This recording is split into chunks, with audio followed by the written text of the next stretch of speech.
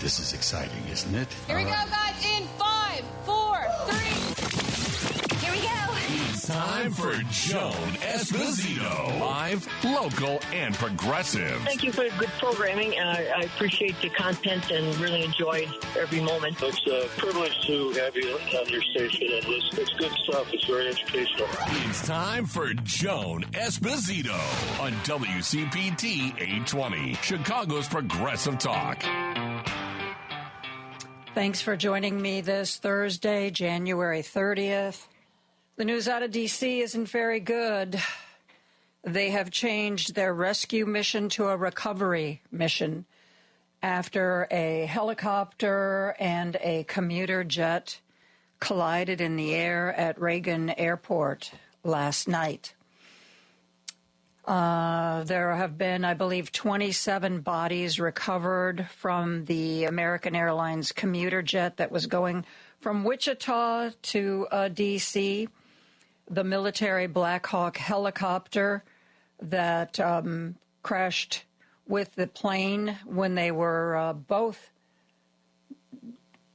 relatively close to the ground, 200, 300, 400 feet. The plane was landing, the helicopter and the plane, we don't know what happened. There are reports that the air traffic controller was trying to talk to the helicopter pilot saying, you know, get behind the plane. Do you see the plane? Get behind the plane. Do you see the plane? And early reports are that there was no response from the helicopter.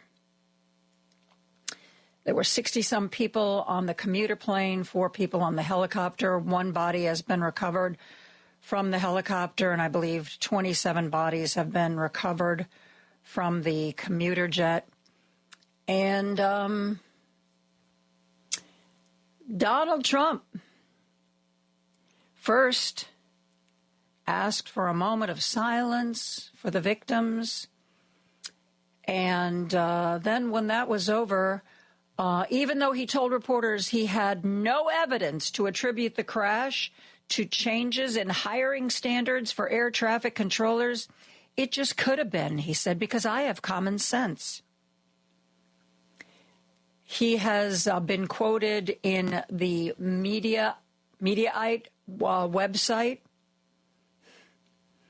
as pretty much saying that because more white people weren't hired.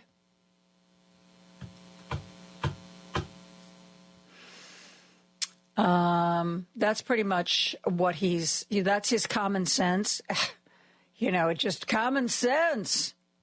You have DEI and there's a crash. Must be all those, I don't know,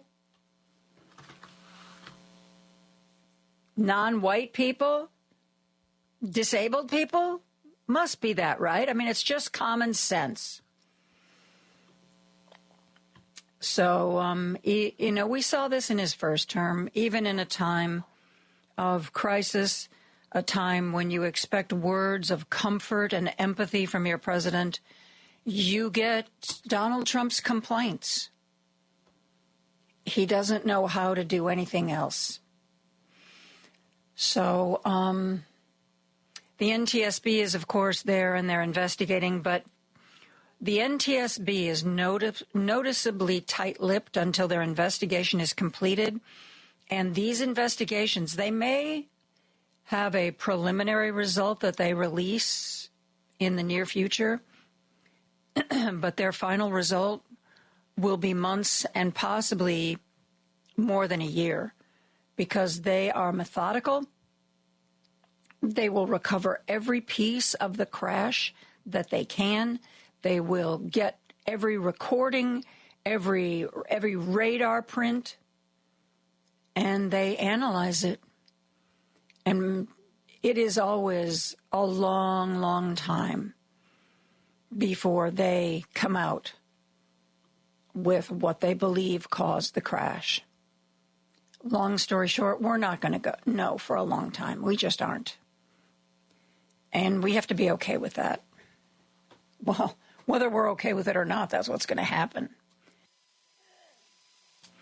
In other news, in political news, Governor Pritzker was actually one of the people behind this effort to put Democratic governors on a phone call with Chuck Schumer. Long story short, the Democratic governors want Chuck Schumer to light a fire under Democrats in the Senate and get them showing up on the talk shows and fighting back and thwarting Donald Trump at every turn, slowing down all of the legislative efforts. Democratic governors are tired, just like you are and just like I am, of seeing a Democratic Party who apparently has no idea how to fight right now. And they got on a phone call and they were like, Schumer, you got to do this, you got to do this, and you got to do this. One of the things this is so sad. One of the things Chuck Schumer apparently told them on this call is that, well, Senator Cory Booker is in charge of Senate Democratic digital strategy. Now, we know that there's a bunch of old people, mostly old white people in the Senate. Apparently, Cory Booker put together a PowerPoint presentation to teach them this is TikTok, this is Facebook, this is Instagram. This is how you use it. On TikTok, you should be posting 3 or 4 times a day. On Facebook, you should be posting at least twice a day. On Instagram, do this. I mean, I'm old, and I apparently know more about how to use social media than the people in the Senate. And why they are just deciding now is when they need to learn about this? Whew.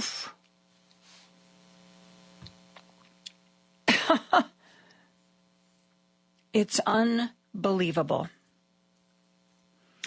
I guess better late than never. But long story short, the Democratic governors would like Chuck Schumer and the Democratic senators to be more outspoken, more aggressive, and using not just their television cameras and their pulpits to stand up to Trump, but legislatively. This is one thing Republicans are always good at. The maneuvers that are needed to slow down votes. Getting Democrats all on the same page. Because apparently one of the things the Democratic governor said was, look, after this federal freeze that's going to hurt everybody, you should, in retaliation, have no Democrat vote for any Trump cabinet member. And Schumer was like, well, I can't promise that, but I can promise that we will organize against the most egregious of them. Speaking of the most egregious of them, talked about this yesterday. Bobby Kennedy Jr. We couldn't stop Pete Hegseth because Joni Ernst capitulated and Tom Tillis lied about their votes. But maybe if there is enough public pressure about Bobby Kennedy Jr., we can keep him from being in charge of our entire federal medical apparatus. He was grilled. Chuck Schumer may be a little academic for my taste, a little bloodless, if you will. But Bernie Sanders and some of the other Democrats on this committee are anything but. They grilled RFK Jr. They grilled him on how does he feel about women's autonomy? Because you used to say this and now you say that. They grilled him. Is health care a human right? Oh, well, no, because it costs money. Joan, take a cleansing breath. You know what? I'm going to let some of these people do the talking. I'm going to share with you some of the ways they went after Bobby Kennedy Jr. Senator Maggie Hassan, who's the Democrat from New Hampshire, questioned him about bodily autonomy. You know, because remember when he was running for president, Bobby Kennedy was completely supportive of a woman's right to have her own bodily autonomy, a woman's right to choose. He even joked about it at one point that his wife and his sister-in-law said they'd kill him if he didn't support a woman's right to choose. Well, that was then, and this is now. Just like everybody else, just like J.D. Vance a few years ago, he thought bad things about Donald Trump. Now, he's described as a mini-me. The hypocrites who have no center, no spine, no character will do or say anything they have to be a part of power. Man, it must be some kind of an addictive feel to know that you're in charge if you will abandon everything you've ever believed in, not to lose that job. Like I said, the Democratic senator from New Hampshire, Maggie Hassan, wanted to know which was the real Bobby Kennedy, what he said then or what he says now. Does he support women? Does he support bodily autonomy? Because he used to, but does he still? Listen to this exchange between Democratic Senator Maggie Hassan and Robert F. Kennedy Jr. Now, let's go to something we agree upon. I am really heartened to see that one area where we agree on is on women's reproductive freedom. In your own words, it's not the government's place to tell people what to do with their bodies. You said that, correct? Yeah. Mr. Kennedy, in 2023, you came to New Hampshire and said, quote, I'm pro-choice. I don't think the government has any business telling people what they can or cannot do with their body. So you said that, right? Yes. Yep. But you also said we need to trust the women to make that choice because I don't trust government to make any choices. You said that too, right? Yes. It is remarkable that you have such a long record of fighting for women's reproductive freedom, and really great that my Republican colleagues are so open to voting for a pro-choice HHS secretary. So, Mr. Kennedy, I'm confused. You have clearly stated in the past that bodily autonomy is one of your core values. The question is, do you stand for that value or not? When was it that you decided to sell out the values you've had your whole life in order to be given power by President Trump? Senator, I agree with President Trump that every abortion is a tragedy, that we can't be a moral authority in this country. Right. So, but that isn't what you said back in New Hampshire in 2023. My question is exactly when did you decide to sell out your life's work and values to get this position? Senator, I agree with President Trump that every abortion is a tragedy. So what you're telling us, just to be clear, because my time is limited, is that regardless of what you believe, regardless of what values you have, if President Trump tells you to do something, you're going to do it. You said just now the discussion about mifepristone. Oh, he's asked me to study the safety of it. Here are the safety studies that tell us mifepristone is safe and effective. And I asked Mr. Chair that these about 40 studies be admitted to the record by unanimous consent. Without objection. So the studies are there. The safety is proved. The science is there. But what you're telling us is if President Trump orders you to take action to make it harder for women to get direly needed health care, you'll follow his order. If Mr. Trump, as he did yesterday, orders a halt on Medicaid payments that are essential for taking care of people with disabilities all around this country, you're going to follow that order because you are willing to sacrifice your values, your knowledge, if President Trump tells you to do that. That, to me, is unacceptable in a Secretary of Health and Human Services. As I explained before, the White House has issued a statement saying that that policy will not deprive any American of benefits. The problem is the White House issued that statement only after we pointed out the damage it would do, and it became politically uncomfortable for them. You know what else that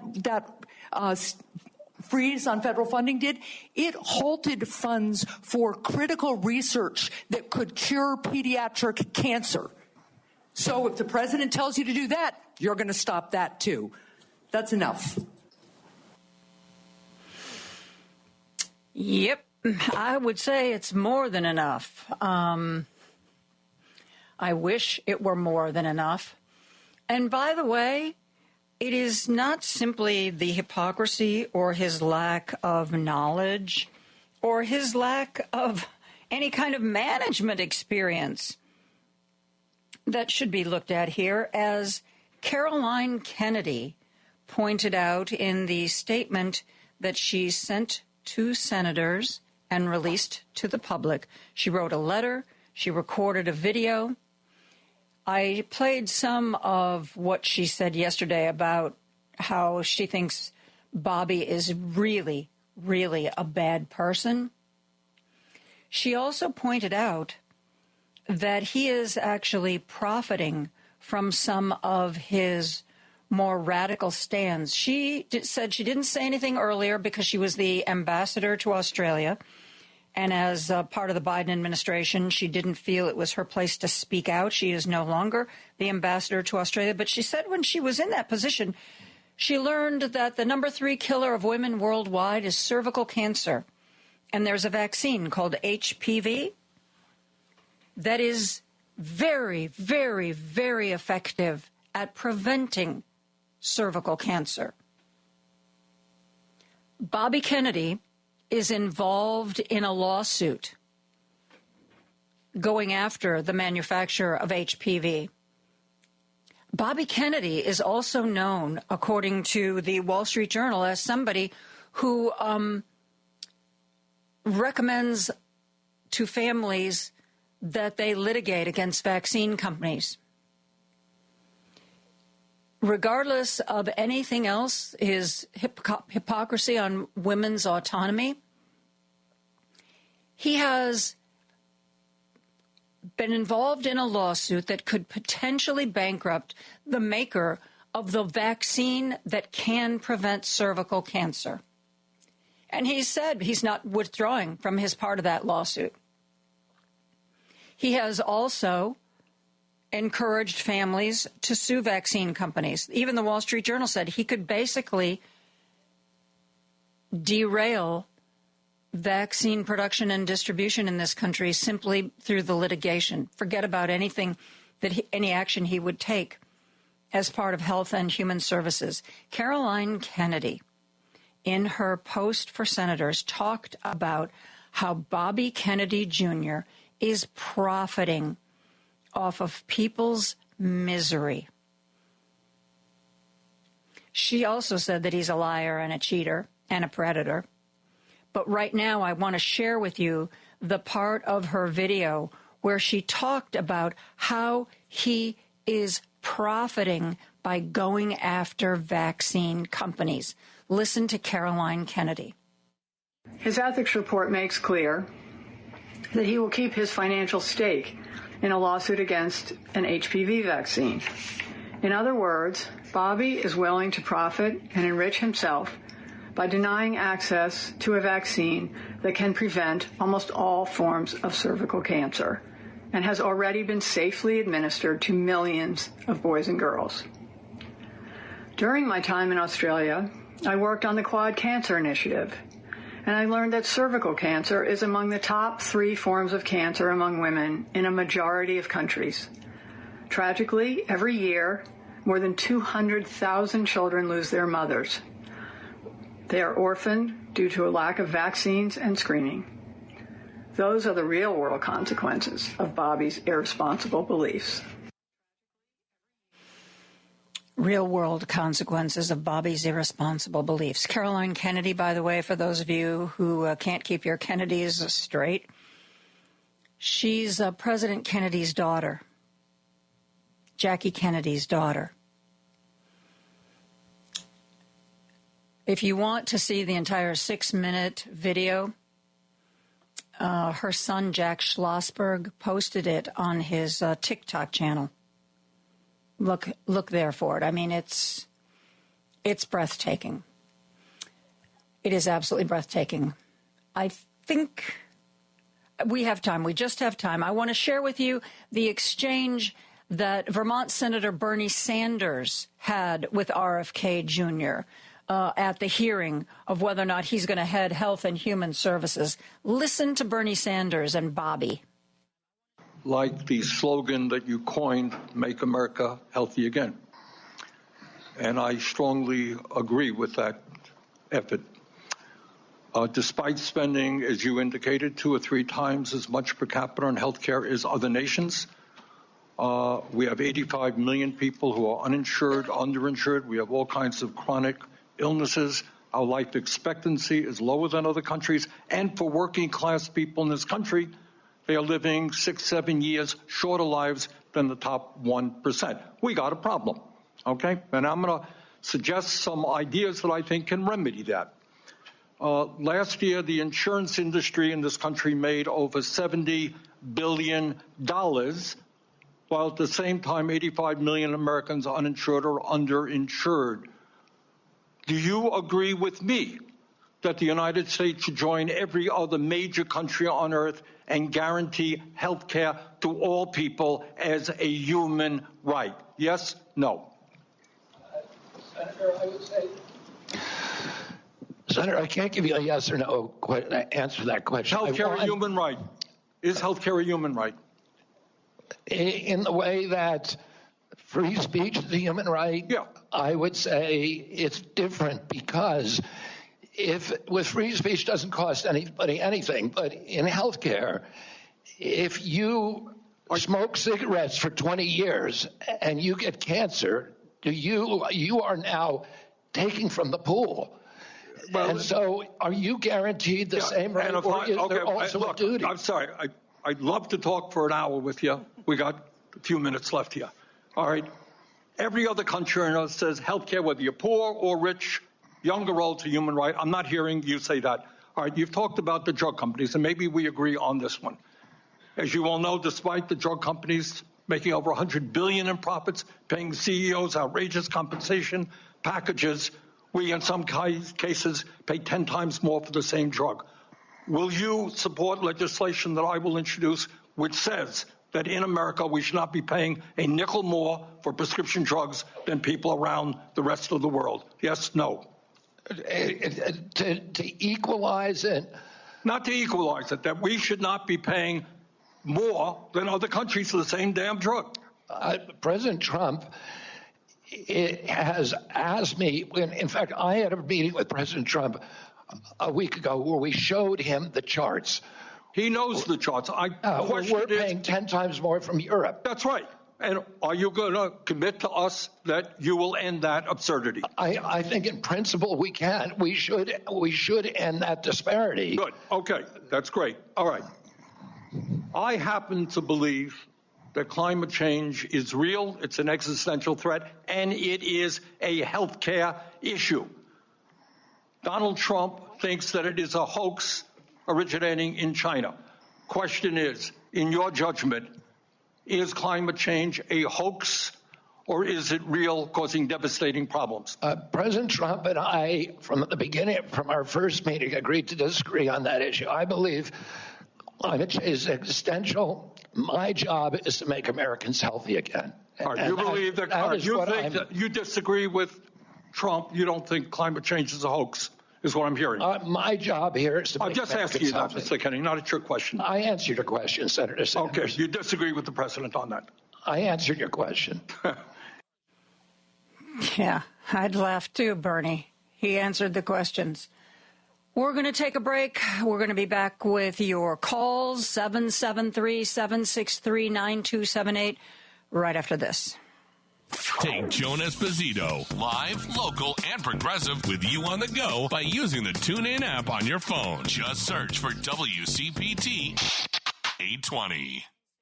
Stephanie Miller. I've gotten more mail than I've ever gotten in my entire life because a lot of people have a lot to share and they can't always make it on the phone lines or they're nervous. And trust me, whatever you're going through, me too. All of us. Wherever you are in your timeline. Drunk, sad, scared, angry. Right there with you. Thank you for people saying they're not listening to anybody but me. I think that's a good plan. Because I'm just like, blah, blah, blah. Stephanie Miller, weekday mornings 8 to 11 on WCPT 820. This is Chicago's Progressive Talk, 820 AM, WCPT Willow Springs, and online at WCPT820.com, where facts matter. Want to join the conversation? I just wanted to thank your station for consistently reporting the facts. In a world of clickbait headlines, your station is who I trust for the real news. Call Joan now at 773-763-9278 and join the conversation. Joan Esposito, live, local, and progressive on Chicago's Progressive Talk, WCPT 820. 773-763-9278. Taking your calls, reading your texts. The bulk of the texts that we've gotten so far are complimentary of the Democrats who grilled Bobby Kennedy Jr. How could you not be?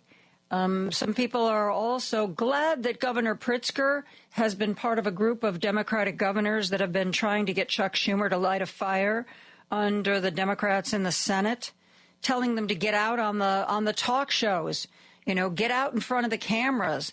And from a legislative point of view, start resisting, start slowing down, use every procedural technique at your beck and call to try to thwart the Trump agenda every place you can. And I'm so glad they did it. And I am so sorry that it took a group of Democratic governors to call Chuck Schumer to say, dude, what are you doing? What are you doing? This is a 5-alarm fire. Where are the Democrats? Where are the Democrats? A lot of people agreeing to that as well. Oh, let's go to the phone lines. Our good friend Jim from Chicago is on the line. Hello, Jim. Hi, Joan.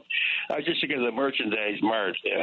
They sold that for a pretty penny, and everybody in the Klan got a piece of the action. So the Kennedys owned the merchandise mart for a long time. Right. And they all got it. At the end of the deal was, I think Chris Smith, one of the relatives. Anyway, he did the deal, and they all got a piece of the action. All the cousins and everybody got a piece of the action. So it was quite a bit of money. So I don't know why Bobby Kennedy Jr. is looking for more money here. I don't even know what his motives are. Why did he run for president to begin with? But they were talking about health care, Joan. And yesterday, Spencer was talking about Marxism and wokeism. And I don't hear that in Europe. When I go to Europe, they don't talk about Karl Marx. Karl Marx is not even in the vernacular of conversation. But here, for the last 10 years, the Republicans have beaten us over the head with this Karl Marx nonsense. And we're woke and so on and so forth. And it's ridiculous because I can assure you that nobody in the country has read this Capital. It's like 3 huge volumes, and I would defy anybody to go into that detail from 1850.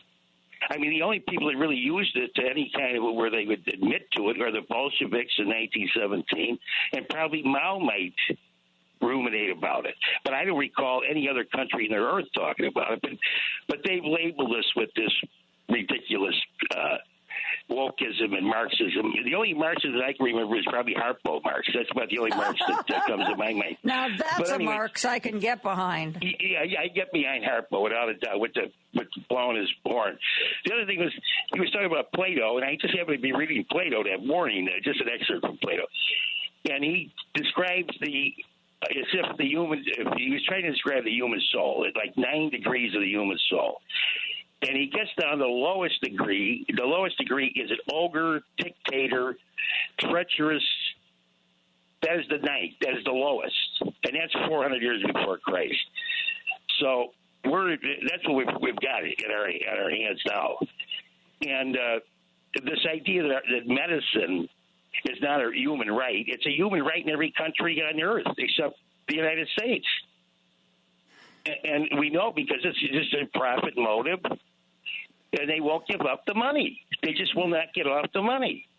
And there is some belief among some historians that the reason we don't have the kind of healthcare system that exists in a lot of European countries has to do, there's one, set of writing that says it has to do with racism, that when other countries were starting to develop healthcare plans to take care of their citizens, it was believed, and white people in power were told that if everybody had to pay for their own health care, well, blacks tended to be a lot poorer than whites, and that maybe blacks would die out. If they couldn't afford health care, maybe they would die out, and the whole problem would be gotten rid of that way. There's a school of thought in historical writings that believe that racism is the basis for the fact that we don't have and have never had single-payer health care. That was the root. Well, if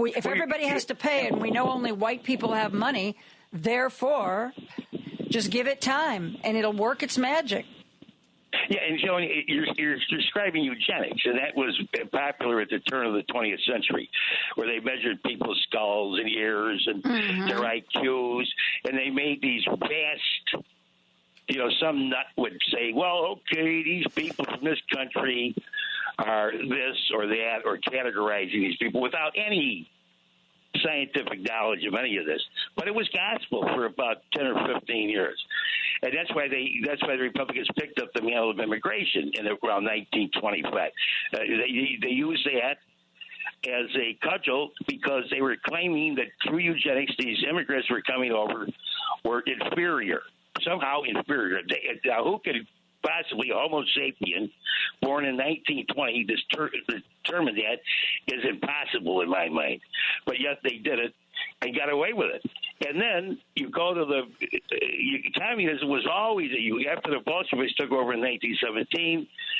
They took up that as another cudgel. That the communists were coming. In fact, Hillsdale College they have a thing on TV, that Republican think tank college, along with Prager University and so on. They show Roosevelt as a communist. They show Lyndon Johnson as a communist. They show Obama as a communist. That they deviated from the Constitution so far that they're going to get it back.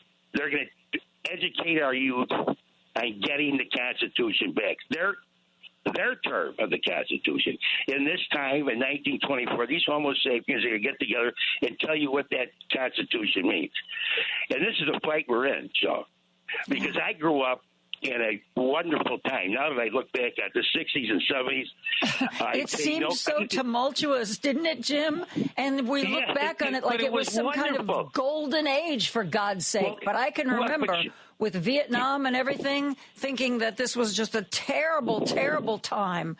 But the standards were different. Republicans and Democrats were very, very different people, different parties. But they both wanted what was good for the country. They didn't always agree on what that was or how to get there, but they were, remember when if you really wanted a career in public life, you almost had to spend time in the military because people would expect it of you, that you had served your country? I mean, what a joke now. No, I know, but when you think of Lyndon Johnson's war on poverty, he cut poverty in half. That was part of Jack Kennedy's plan. He was going to have mental health care because his sister was incarcerated for years. She had a lobotomy, and he was well aware of that, and he knew that mental health care. Look at the mental health care system in America. There is not. It doesn't exist. And we have more people that need it desperately, schizophrenics and so on and so forth. They're walking around the place and with no medication. But remember this, Joe. I went to college on Lyndon Johnson's cutting poverty in half. And I left college with no debt. I could get a job anywhere in the country. And as I told you before, my first week's paycheck would pay rent in any nice neighborhood in any city in the United States. And I think that these Republicans have dragged us away so far from that. And then they say we're Marxist or leftist or whatever this nonsense is. They used to, remember, not too many years ago, they would try to slur us with "you're socialist, you're a socialist." Right, yeah. right, exactly. Yeah, that was another one. Yeah, they want to, in other words, put you in some kind of an insane category that you're not an American anymore. My father spent 4 years in the South Pacific. My uncles, I used to play poker with them. My father died young, but they were all World War II veterans.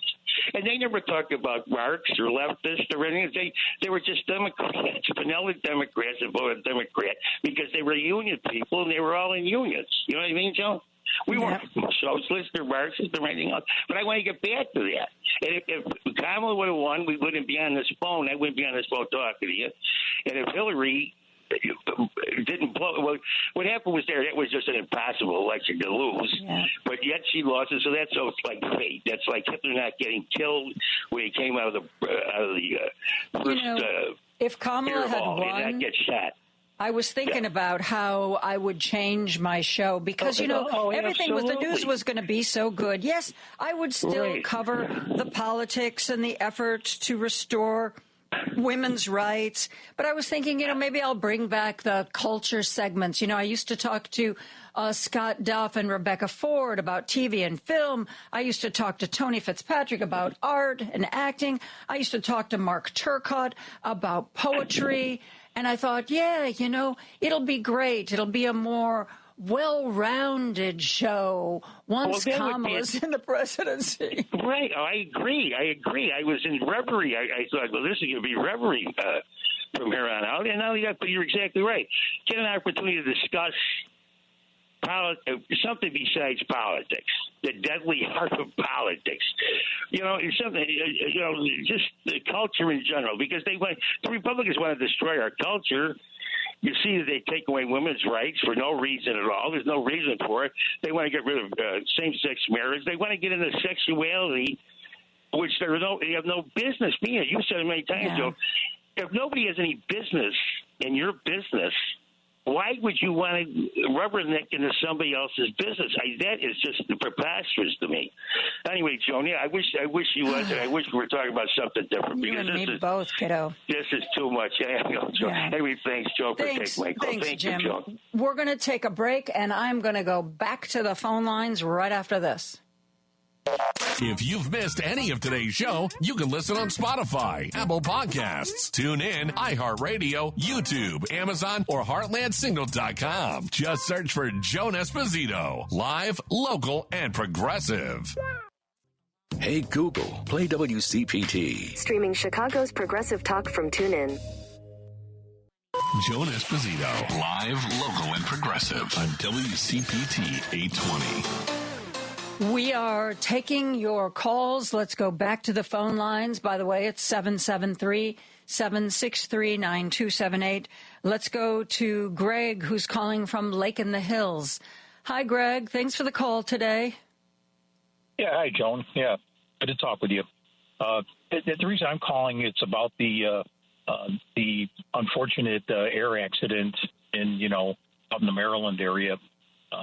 And the first thing I'd like to say is that it looked to me from what I saw, my wife and I were watching it till probably 1 or 2 in the morning, and they kept repeating things, showing the incident, and it looked like the helicopter rear-ended the airplane. Now, I don't know if I'm seeing it wrong, but that's... I saw the same video you saw last night, and I was watching it on MSNBC, and Lawrence O'Donnell asked their aviation expert, because he said, this is what it looks like to me. And the aviation expert said, you have to be really careful with video because you're not always seeing what you think you're seeing. You see this bright light, you think it must be the front of the plane. You see this little light, you think it must be the helicopter. He said, but there can be distortion. And that's why the NTSB collects every video from every angle and every radar printout before they make a decision. He said, I know what you're talking about, and I know what it looks like, and what I'm telling you is what you think it looks like. It might not be. And he also said there's the weird thing about planes are a lot faster than helicopters. So if the helicopter was behind the plane, you wouldn't think it would have the speed to catch up with and crash into the plane. So the bottom line is we're not going to know till we know, and the NTSB is going to make sure that they've looked at every piece of evidence. I mean, you've seen a video of how they'll recover all of the pieces of the helicopter and the plane that they can, and they'll put them in a warehouse, and they still, I don't believe they've found the black box yet from the plane. That was some of the last reporting that I'd seen before I went on the air. I agree with you. I saw the same video and I was like, oh my God, look, you can see that little light, seems to collide with the big light. But the experts say that we shouldn't assume that what it looks like is what it is. Right. Don't jump the gun. Don't jump to conclusions. But if I could just one more thing, if I could ask, if you recall, from what I understand, yesterday or the day before was the 39th anniversary of the Challenger disaster.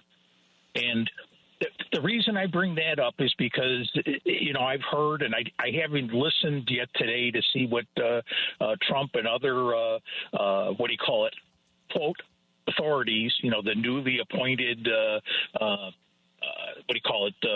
cabinet members, what they've expressed, what's the Hegseth, for example, being that there's a military helicopter, I would say that would be his bailiwick. Yeah, so, the NTSB said that they had been in communication with him, and he actually posted some sort of video just saying that, they were investigating, obviously, they're going to give the NTSB any cooperation they need. He has been involved in this. Do you remember, though, from the Challenger time that one of the things I recall, and I don't know if I'm right about this because it was so many years ago, but I remember at the time hearing that there was talk that one of the reasons why they launched that day, even though they knew that the icing conditions were really poor for the O-rings, they knew all about that, and they didn't want to launch. But Ronald Reagan was having, I don't know if it was the State of the Union address that night or the next day, and that was integral to his speech, was the launching of the Challenger. And he said, launch. No matter what, and so they had to launch. I've never read that anywhere. I can't say that it's not true, but I was actually in the running. Remember, they were talking to people about being the first journalist in space. That was going on when the Challenger launched, and so I was paying attention to NASA pretty closely. Everything I recall from the time, it actually took them a while to figure out it was the O-ring. There was an O-ring that had shrunk from the cold, and so it didn't seal properly, and that's why the fuel went where it wasn't supposed to go and why there was an explosion. I've never read about anything political. I'm not saying it's absolutely not true. I'm saying I don't know anything about that. But yeah, I was in the running then. It sounds like something Trump would do, try to pass the buck because, on this. I mean, this is really sad. I remember when Pete Buttigieg, the transportation or Secretary of Transportation, it seemed like to me, my memory, and I might be wrong, but it wasn't too long after he got into his position that they had that interstate, the one where the big fire happened, and then remember that closed down the interstate because of the big fire with the tanker truck. No, and, I don't.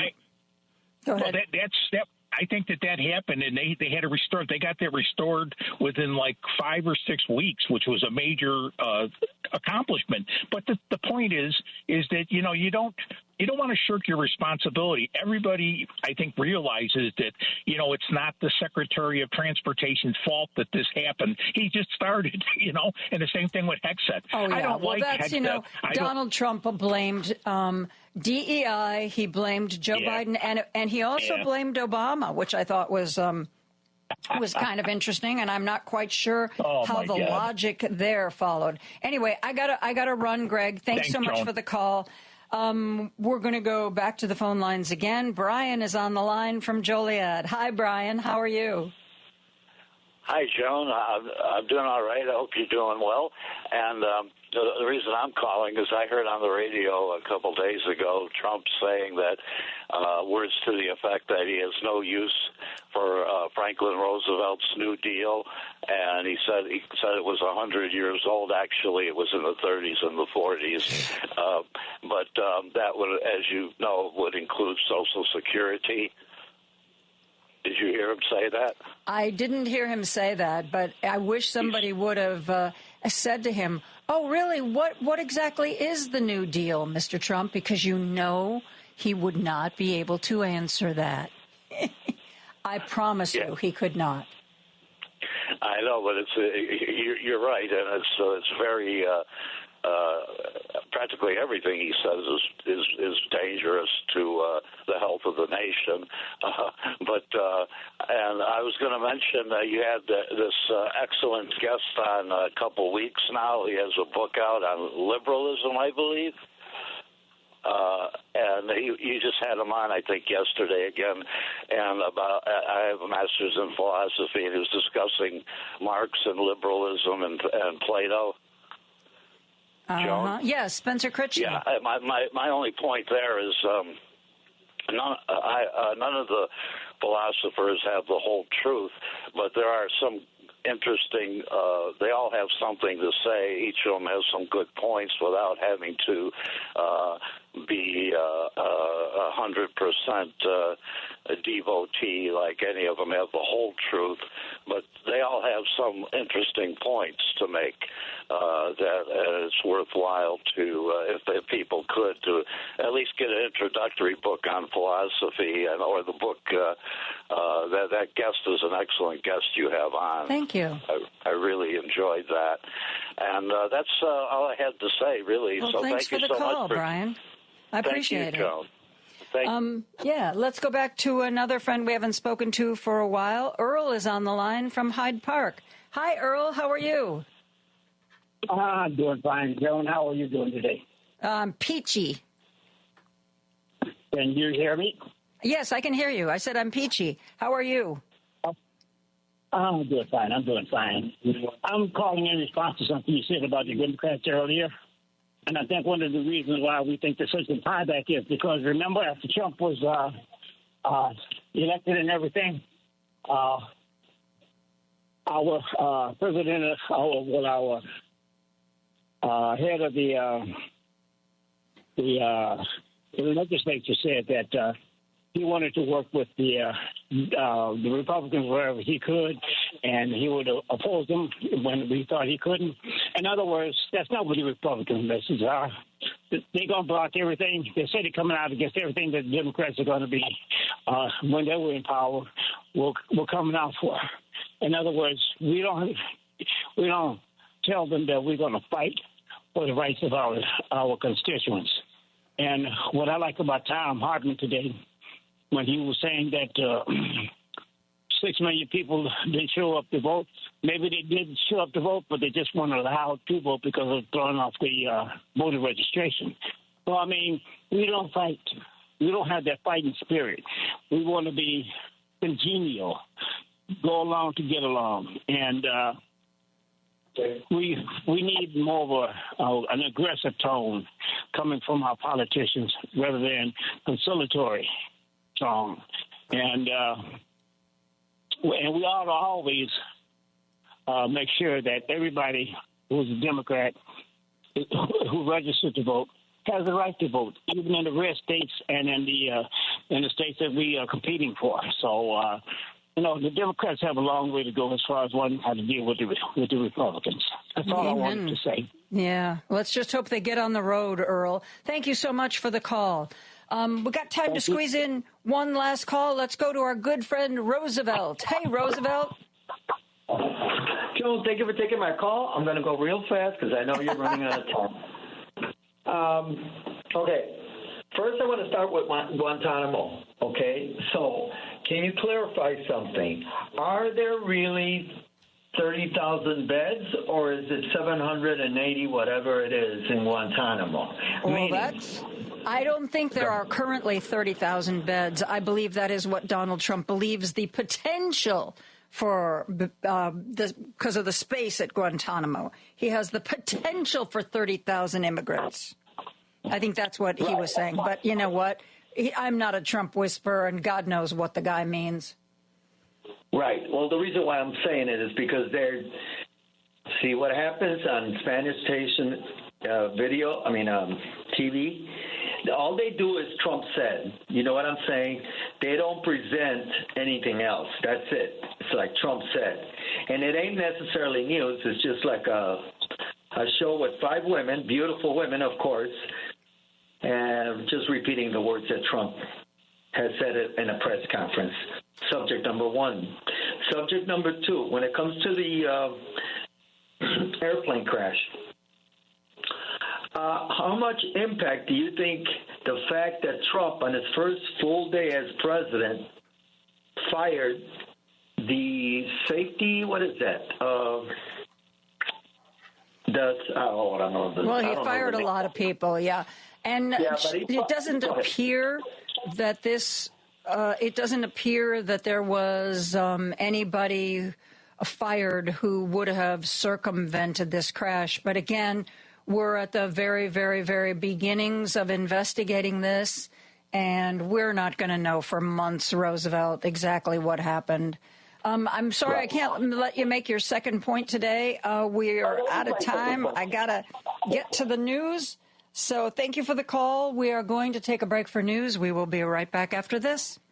The Thom Hartmann radio program provides all of the intelligence, information, and insight you'll need to win the water cooler wars. Weekdays 11 to 2 right here on WCPT 820, Chicago's Progressive Talk, where facts matter. WCPT 820, Chicago's Progressive Talk, where facts matter. Time for Joan Esposito. Live, local, and progressive. Joan, as always, exceptional work from you. From, your TV days all the way up to today. You're truly exceptional, and thanks for this great show you have. It's time for Joan Esposito on WCPT 820, Chicago's Progressive Talk. I am very pleased to welcome Tom Nichols to our little radio show today. He's the author of The Death of Expertise and Our Own Worst Enemy, The Assault from Within on Modern Democracy. He's a staff writer at The Atlantic, and for 25-some years, he taught at the U.S. Naval War College. He also is somebody that you really want to follow on social media. His handle is I think it's probably one of the best on social media. He has always used Radio Free Tom. Well, Radio Free Tom is on the radio today. Tom, welcome to the show. Thank you very much, Joan. Thanks for having me. I want to talk to you about the letter that you wrote to the new head of the Department of Defense, Pete Hegseth, who actually, at least so far on the job, has not embarrassed himself. I don't know if you saw, he posted a little video talking about the crash at D.C. and how, he's going to do everything to help in the investigation. And I thought, well, okay, there you go. One good day. I don't know how many more good days there will be, but I would like to think that maybe he can rise to the occasion. But I wanted to talk to you about the open letter you wrote to him and the advice you had for him. Please share that with us. Well, I began by saying, look, I was dead set against your appointment. You wouldn't have been my choice. You're not qualified. You're going to be in over your head. The bad guys in the world are not going to respect you. which, maybe wasn't the most effective way to get someone to listen to your advice. Miss Manners might object. But I said, look, but here we are. And so, let me offer this. We both love our country. So, I did, work in national security affairs on and off in my career for almost 40 years. So, let me offer a couple of, bits of advice, including, one of them was the standard advice that, listen to your subordinates. Over the years, I dealt with a lot of generals and admirals and ambassadors, and I was an aide to a senator. And what I found is that the biggest flaw in powerful people is insecurity. They don't listen. They talk, and they issue orders, and they mimic activity. And I said, don't be that guy. There's a lot of people there that are there to help you and to make sure that you are. I said, look, their success is your success. But more to the point, I said, look, I know how you got this job, but you're going to have to lead the military now, and you're going to have to leave a lot of that crazy rhetoric behind, even though that's what, why you were hired and why you got the job. And I just thought it was important to say, look, this is something different now. This isn't a talk show. This isn't a game. This isn't reality TV. You are now the Secretary of Defense, perhaps the most important job after President of the United States. You will be the last person the president talks to, most likely, before deciding to go to war or to use nuclear weapons. And I was hoping to just put that out there to kind of, I guess to impress the gravity of this on people that just don't seem to understand it, including Hegseth himself. You're right. He had a good day, but he also, sat there at his desk in his shirt sleeves and he kind of read a statement prepared for him. And it didn't engender a lot of confidence in me. Well, it didn't. Anyway. Yeah. And while I will acknowledge it was not a bad day, there was also the reports that not only has he removed retired General Milley's security, he is also contemplating demoting him in retirement. Now, I understand that at least on paper, if that happens, Mark Milley can take him to court to try to get his position reinstated to the same rank. But, military people tend to want to kind of stay out of politics for the most part. And I just think that that seemed like for his first act, that was so petty and unnecessary. And dangerous because, as I just wrote today in an article that just went up a few hours ago at The Atlantic, it's dangerous because he took away his security detail, and Milley and John Bolton and Brian Hook and Mike Pompeo, all of whom have had their security details canceled by this administration, are all under death threats from the Iranians for their role in the operation to kill General Soleimani. So it's more than pettiness. It's more than, just taking down a picture. I mean, these kinds of policies are exposing people to genuine physical danger for following Donald Trump's orders, for acting, as part of Donald Trump's administration. But of course, what Hegseth's really doing is he wants to go after Milley for his criticism of Donald Trump. And for this kind of misbegotten idea that somehow Milley was going behind Trump's back during January 6th, which is just nonsense. But it shows you the priorities, and this is the thing I was hoping Hegseth wouldn't do. It shows you the priorities of this new administration and the new Secretary of Defense, which is not to defend the country and to take care of our people in uniform. It's to settle political scores and act on the president's personal, agenda of retribution. I know that you would never name names or reveal confidences, but you obviously know people who are still actively in the military. How do they feel? What are they saying to you about Pete Hegseth? I think the reaction among some of the folks that I knew and worked with over the years, it was just disbelief. It wasn't even a partisan reaction. It was simply when the nomination first came out, the reaction was basically like my reaction, which was, is this a joke? Is this a prank?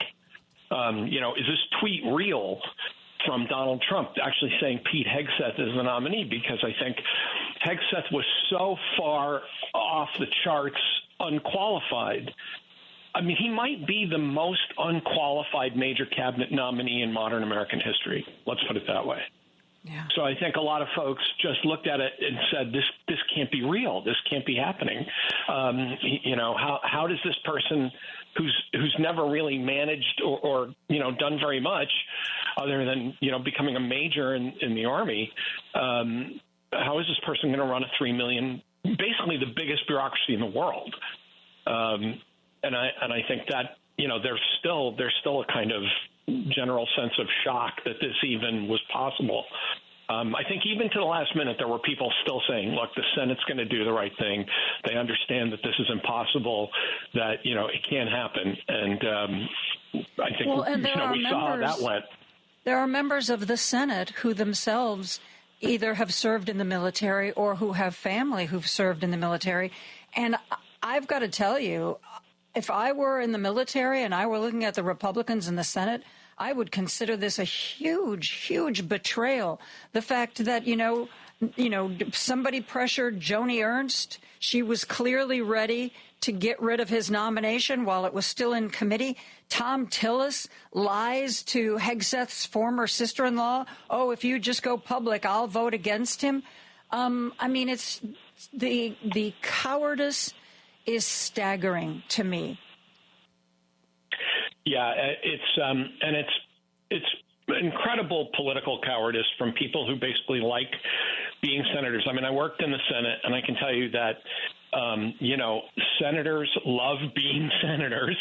There are very good ones, and there are some bad ones, but they all kind of revere the institution, and they don't want to leave it. And Donald Trump has made it clear, if you oppose anything I want, I will drive you from politics. I think it was interesting that only Mitch McConnell really, sort of stood up after, now that he doesn't have to worry about anything. He's not going to run for re-election. He doesn't care. But McConnell's also the guy that could have whipped everybody into line to impeach and convict Donald Trump and didn't do it. Yep. So, I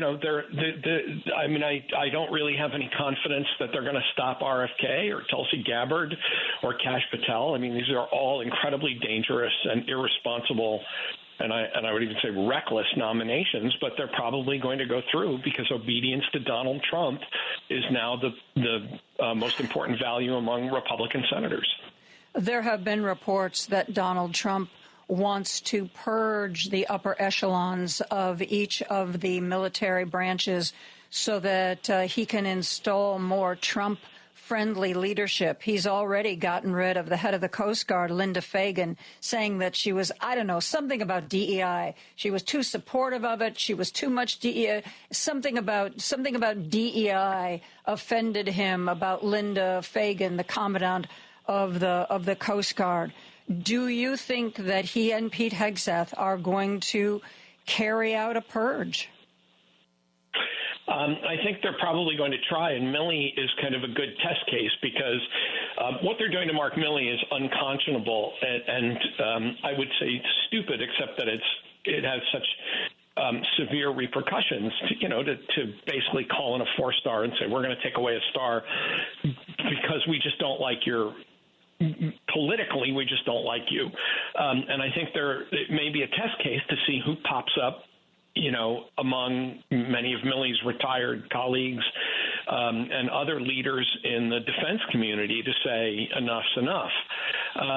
This is not just Donald Trump's idea. If you look at Project 2025, the Heritage Foundation plan that Trump claimed not to know anything about, but clearly knows plenty about, purging the military of, woke generals and admirals and, reestablishing war fighters and all of that malarkey is right there. But I think what that really means is to establish an officer corps that this time around, when Donald Trump says do unconstitutional things, they will snap to attention and say, yes, sir. You asked me earlier, Joan, what people in the military think about this. Look, there are people in the military who are very happy that Donald Trump is president again. There are, I would say 99.99% of all the officers I've ever known are consummate professionals. They understand their duty to the Constitution. But, there are people who are very happy about this. And as I wrote last winter, Trump will find them and promote them. And that's an unfortunate reality, but our system wasn't, especially our system with the president as commander-in-chief, wasn't designed to deal with any of this, and that's really the problem. Tom, I don't know what the military procedure is.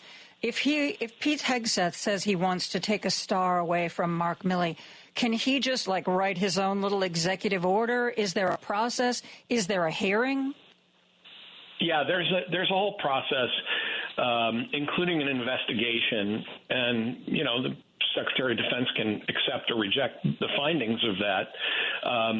But again, it's been so rarely done that we're sort of in terra incognita. But yes, there's a process. It involves a lot of. The Pentagon's very bureaucratized, but in the end, the Pentagon and the U.S. government are designed to do what the Secretary and the President want done. The President is the Commander-in-Chief of the U.S. Armed Forces. Now, whether, that means you can simply violate, Mark Milley's rights, take away his star, whatever it is, it doesn't mean that, but it does grant him a lot of power. And I think, if anything, even if the effort is unsuccessful, the fact that they're going to try is a shot over the heads of all of the current officers in the military to say, even after you retire, we can reach out and touch you. You said Pete Hegseth, if there was an investigation, could accept or reject the report. So are you saying, let's say there's an investigation, it says, no, this man hasn't done anything that would warrant removing a star. What if Pete Hegseth rejects that investigation? Can he say, I don't care, we're doing it anyway?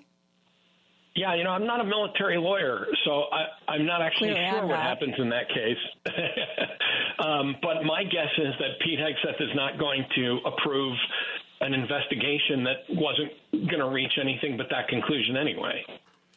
One of the things. My sense is that if there's an investigation, it's going to reach that conclusion, and be right from the get-go.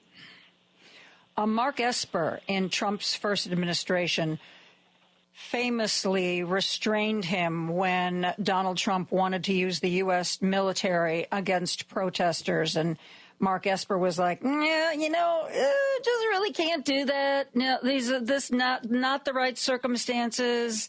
Can't happen. Will Pete Hegseth stand up to Donald Trump and say, you know what, not a good idea to shoot the people protesting you're this or you're that? I can't speak for Pete Hegseth, and I don't know, the Secretary's mind, but my assumption here, given everything he's said and written and the degree to which that, he has sworn fealty to Donald Trump, is that he was hired not to be Mark Esper. He was hired so that when Donald Trump says, beat the F out of them, which is what he said during the protests, shoot them in the legs, that this time he has a Secretary of Defense who's going to say whatever you say, Mr. President. That's what all of these appointments are about. All of these, Donald Trump the first time around, the deal, I think, with the Republican establishment was, we know everybody's freaked out about Donald Trump. He's never been, doesn't know what he's doing, has a lot of wacky ideas. But look, there are going to be real people around him, Jim Mattis and even Mnuchin and, others that are the adults in the room, that famous expression. Well, Trump learned from that and said, these are the people who say no to me. And this time around, we're not going to have anybody that's going to say no to me. I don't want to call the FBI and order up an investigation and have some uppity FBI director tell me he's not going to do it. I'm going to put somebody there who says, you bet, Mr. President, we're going to get right on that. You wrote recently about something that I was talking about on the radio, and that was the announcement from the Air Force that they were going to pull the video that they'd been using in their training courses about the Tuskegee Airmen. And there was a hue and cry on social media. I don't know if that had any effect, but it seemed like within a day or two, it was like, oh, wait, no, I'm sorry. That was a mistake. That video, it's right back where it used to be. Why did that happen? How did it get put back? And what can we learn some lessons there that we can apply to other crazy things that are going to be happening?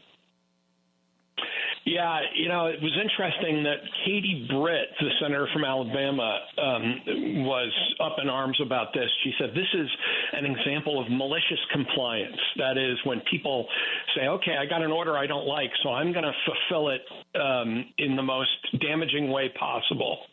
To show the absurdity of it, or show that it's just so bad. Right, or to be kind of passive-aggressive. I wrote about this a day or two ago in the Atlantic, and the example I used was, if you want to understand malicious compliance, anyone who's told their teenager to load the dishwasher, right? And your kid says, I'll load the dishwasher. And then you go, oh, this is all wrong. Get out of here. I'll do it myself. And the kid goes, great. You'll never ask me to do that again. But I think in this case it was, look, federal bureaucrat. I was a federal employee for 25 years. When somebody says, find all this DEI stuff and root it out, and if you find it and you don't report it within 10 days, we are going to take adverse personnel action on you. People don't sit around and say, well, does this inclusion of, this story of the first black pilots, does that count? They say, you know what? It counts. And just take all that stuff out for review, because that's what the Air Force said. We're just reviewing these materials. And right? Well, what caused them to change their mind? I mean, that's what I want to know. Was it because there's a lot of outcry on social media, particularly when something egregious or outrageous or chaotic happens, but it doesn't always mean that it's going to be undone. How did this get undone? Yeah, I don't know that anybody in the Air Force, I don't have enough, I can't peer enough into what happened in Texas. Apparently this took place in Texas. I don't know that it was done or undone. It may well be exactly as the Air Force said. Look, we pulled all these things we got this executive order. It said scrub all the DEI stuff out. So we pulled out all our training stuff and we took out anything we thought, we took out for review anything we thought we needed to look at. Basically what I suspect is that somebody called up and said, this is how far this is going to go, and somehow alerted the public or the press, and created this whole kind of tempest. But I think it was an example of the reality that when you say scrub all federal materials for DEI, people are not going to sit around, agonizing about nuance. They're going to say, if I don't do this, I get punished. I'm a federal employee. There will be an adverse action. That's bad. President's issued this order. I have to fulfill it. I think, if anything, the outburst from Senator Britt to me sounded more like, listen, don't. You're ordered to do this, but don't do it in a way that anybody finds out about it that could be embarrassing. Exactly, yeah. We really want to do this, and we want to send this message to MAGA world that we're doing this stuff, but don't tell anybody exactly what it is, because it looks ridiculous when you sort of see it in the light of day. Yeah. Well, I want you to know that my partner, Ray, I have told him repeatedly that he loads the dishwasher like a capuchin monkey on crack. But what I have learned, I now don't touch the dishwasher. I put all my dirty dishes in the sink and I walk away. And if he wants to load the dishwasher like a capuchin monkey on crack, God love him. Go with God. You do you. This is there are so many dysfunctions going on here beyond malicious compliance, Joan. I think, but I think you've learned how to deal with the people who load dishwashers poorly. They don't get any dishes. Yeah, exactly. Are you seeing evidence of malicious compliance in other branches, or? Because that was the most egregious example that I read about, and I know that's what you wrote about in the Atlantic. Is there something I've missed? No, I don't think even what happened in Texas was malicious compliance. I think that was, again, Senator Britt trying to take the embarrassment of that moment and throw it back on the people who had to execute this very ill-advised executive order, which is a poorly written order that carries, this potential threat of punishment for federal employees in it. And so I haven't seen any examples. The problem is, as I wrote about this, if all of them are, if everything is, if these policies by their nature are malicious, what is the non-malicious way to interpret them? Yeah. What would non-malicious compliance look like? And I think part of the problem is that these orders were written in a very performative, way to communicate with the president's base and the MAGA faithful. Look, we're doing all this day one stuff. We're getting rid of all the woke stuff. We're getting rid of all the DEI stuff. But again, in the light of day, when actual human beings sit down to do this, a lot of the examples of this start to look pretty ridiculous. I think that there would be bipartisan agreement that a lot of these things, as a federal employee, I had to sit through DEI presentations, and, I think a lot of them probably are unnecessary. They are probably a waste of money. But when you take this kind of, flamethrower and say all of it has to go, you're going to get some very weird outcomes, again, from people who are not going to try to parse this if it means risk to their own career. And I think I just haven't seen any examples of what I think is malicious compliance with this. I think the problem is that it just looks silly when you do it, and the people who told you to do it then get mad and call it malicious compliance. Tom Nichols writes for The Atlantic. I strongly suggest that you follow him on social media at Radio Free Tom. I follow him on Blue Sky because he brings an informed and amusing point of view to many of the things that drive you bat poop crazy. Tom, thank you so much for spending time with us today. Thank you. We're going to take a break. Joan. Thanks for having me. Thank you. We're going to take a break. We're going to be back with more after this. There's no excuse to miss Joan Esposito. It's number one on my stereo. Live, local, and progressive. You can listen to her daily at WCPT820.com on your computer or phone. This is Chicago's Progressive Talk, 820 AM, WCPT Willow Springs, and online at WCPT820.com, where facts matter. Now back to Joan Esposito, live, local, and progressive on WCPT 820. Shannon Lynn Parker, the CEO of the Brave Space Alliance, posted a statement recently, post-election. In part, it said, if you're feeling anger, it's righteous. If you're scared, it's not unwarranted. If you're ready to fight, know this, you are not alone in that readiness.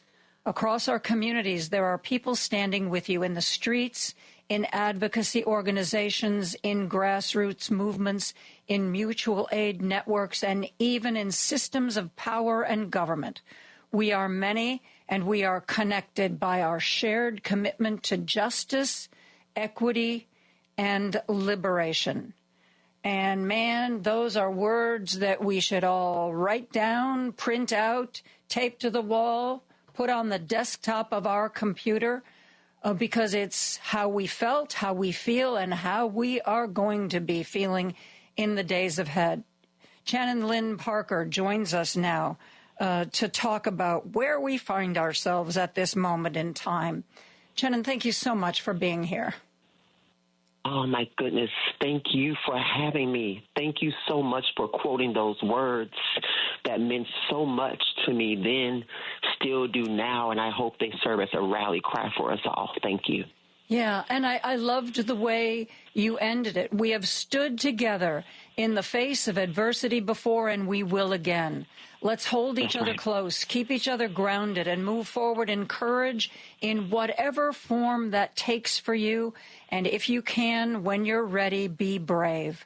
One of the things, Shannon, that I've said to my listeners is there's going to be a fire hose coming at us, and not everyone can do everything, but everyone can do something. So find your people, find the cause that makes you feel passionate, and do a deep dive and get involved and fight for that cause and stand up for that cause and those people. And I really felt that you were conveying that same kind of, we've done this before, we can do it again. We don't necessarily like where we are right now, but it is where we are, and we're going to deal with it.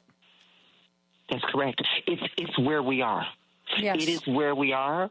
We can ponder on all of these alternate scenarios, but it will do us no good. Right now, we have to roll up our sleeves. We have to get in it. And for Trump to be so adamant on dismantling things like DEI, and he's trying to create this false sense of inclusivity by saying we're going to level the playing field. If there is anything that Trump did do in the vein of inclusivity, he has united us all under the umbrella of fear, of uncertainty, and of righteous anger. And with that, I hope that we are all fueled and ready to go, knowing that here we are again, invoking the spirit of ACT UP, of all the other revolutionaries, to say it's time. It is time. We know so much more collectively than we did in battles previously that we need to apply all of our collective wisdom and do something that resounds to this administration and future ones that would dare come to fleece our rights and say, we are not going to stand by idly and let you do this. We are not.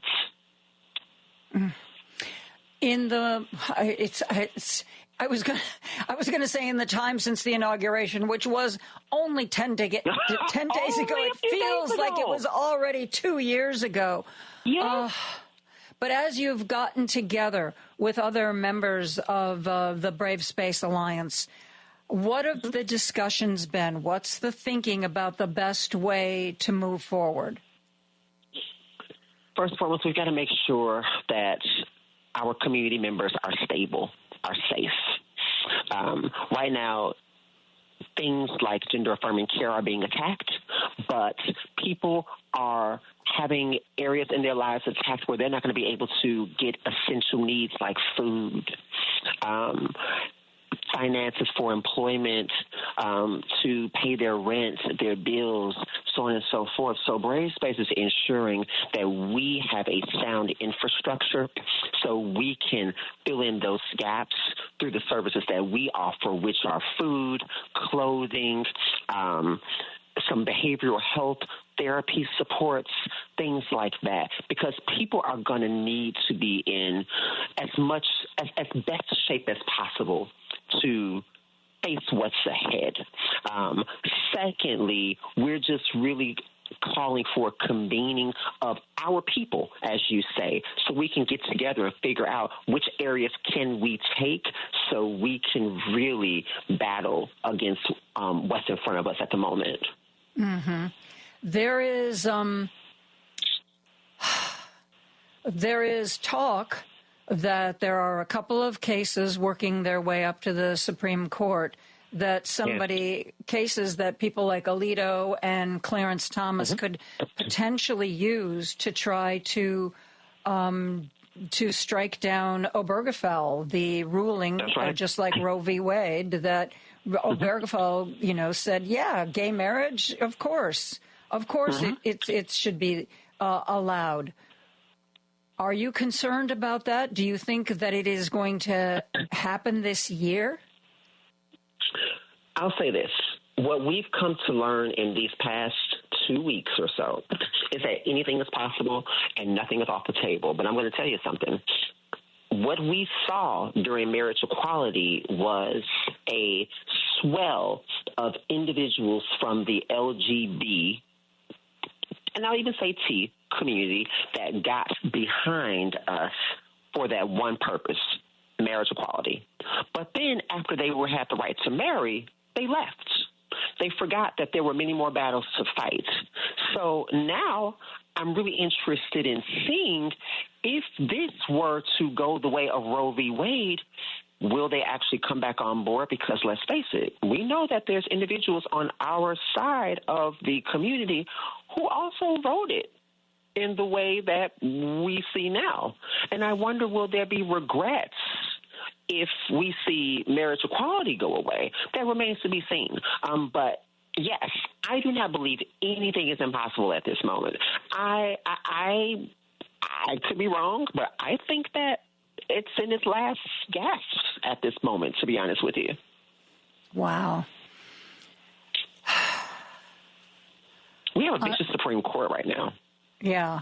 I was talking earlier in the week to somebody who's studied and reported on the Supreme Court for many years, and he pointed out to me that actually throughout much of the history of our country, the Supreme Court has not been the champion of the everyday Joe, of people's rights. Throughout much of our history, the Supreme Court has been serving the partisan interests of those in power and those who are wealthy. So, because I was pointing out, well, I grew up under the Earl Warren Court when, we looked up to the Supreme Court as like it was going to save us. You could count on if something got to the Supreme Court, it would be struck down or the right would prevail. And he was like, that was actually sort of more an exception than the rule, which is really terrifying. And I think that there is going to be so much craziness, chaos, outrage coming at us from this administration that I think people are, even the people who voted for him, Shannon, I think are going to be like, oh my gosh, I'd forgotten how much I don't like this guy. How could I have ever forgotten that? Absolutely. Yeah. It's absolutely going to happen. And I'll tell you what you said was spot on. Here's what we need to realize is that we have gotten so accustomed to the status quo. And when I say status quo, I mean the past 50 plus years, that we've forgotten that we live in the blip within the exception. So Roe versus Wade, Ruth Bader Ginsburg, Thurgood Marshall, Brown versus Board of Education, so on and so forth. Those are blips. When we look at the long historical arc of this country, we see exactly what you just said, that laws, Supreme Court, so on and so forth, women's rights, those things, the Supreme Court, laws have not been friends to these causes, these privileges, rights that we have grown accustomed to. So I hope what this moment has taught us or is teaching us is rights are not a one-sum thing, as Coretta Scott King once said. We have to remain vigilant and continue to fight for them constantly because there's an ilk of individuals who have from day one said, we will stop at nothing until we get this back. And that's what we're seeing right now. Yeah. We need to take a break. Shannon Lynn Parker is the CEO of Brave Space Alliance. We're going to be right back after this. If you've missed any of today's show, you can listen on Spotify, Apple Podcasts, TuneIn, iHeartRadio, YouTube, Amazon, or heartlandsignal.com. Just search for Joan Esposito. Live, local, and progressive. Hey, progressives, this is Richard Chu, host of Chu's Views here on WCPT AM 820, 6 to 8 a.m. Monday through Friday. We have some real challenges in front of us as a country. Since the beginning of this show, I have always felt compelled to bring you the best that I've got. Now, there's always a why to doing whatever we do. So, as we go forward and face these challenges, know this, you listeners are my why. Because I want to make sure I do everything I can to provide a safe, open, forward-moving space that allows you to call, email, text, or just listen to a guy that wants to help you bring out your own championship qualities to truly make this place better for us all. Lofty goal, idealistic, maybe so. But that's my why, and I look forward to bringing you the best that I've got. This is Richard Chu. Stay tuned. This is WCPT 820, where facts matter. Attention, everyone. Don't turn that dial. Joan Esposito, live, local, and progressive, returns right now on WCPT 820.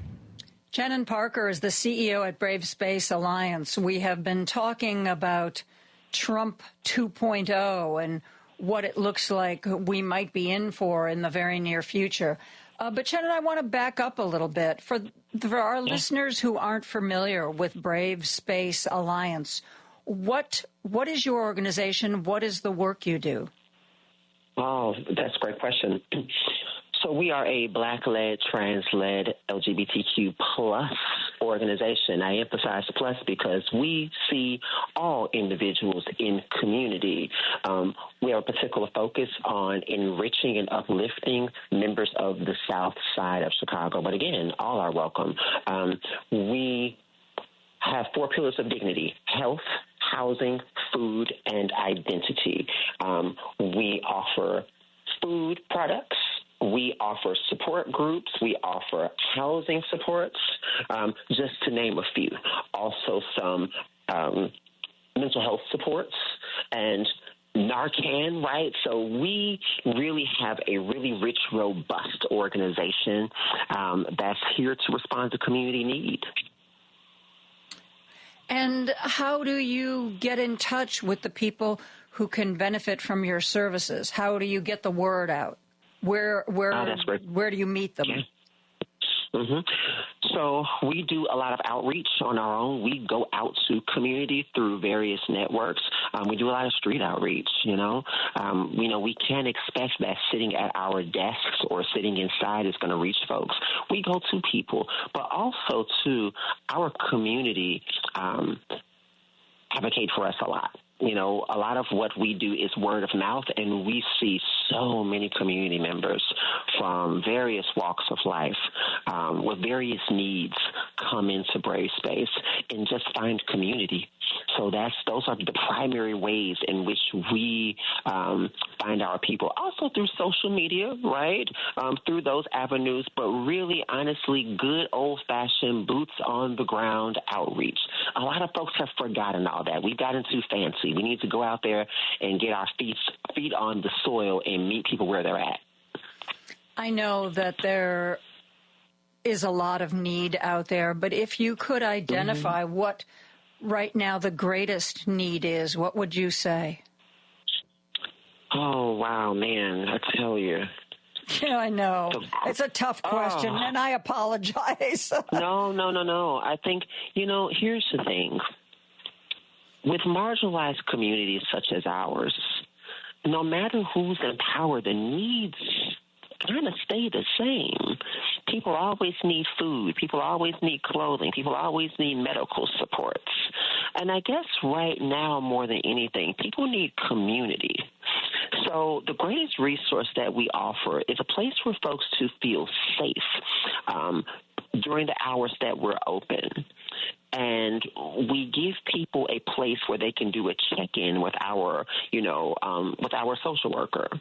We give people a space where they can have a community group, things like that. Because God in heaven, it's so hard to say what is the greatest need. I guess just from a more concrete answer, advocacy is the greatest need. Brave Space right now is really having those elected official legislature conversations with folks saying, you need to tell us what's going on so we can be transparent with our community and give them real-time information. Because right now folks are scared, they're uncertain, they don't know what's going on, and they're relying on grassroots organizations like ours to get the accurate information back to them. Yeah. So I think that is what one of the greatest needs are. We're able to provide people with accurate, real information that's coming from trusted sources. You referred to offering people a safe space. One of the things that I wonder about, Shannon, is why do people care? Why does someone care if their neighbor's child is trans? Why does someone care if somebody's gay? If you're living your life in a way that doesn't harm me, that doesn't hurt me, that doesn't impinge on my rights, I don't care how you want to live your life or who you want to be or where you want to be that person. I don't understand why so many people get so worked up about this when it doesn't really affect their life in any way. What's your insight? What can you share with me? I think one, social conditioning and cultural norms. We're raised in environments where traditional gender roles are seen as the default, and anything outside of that is unfamiliar or threatening.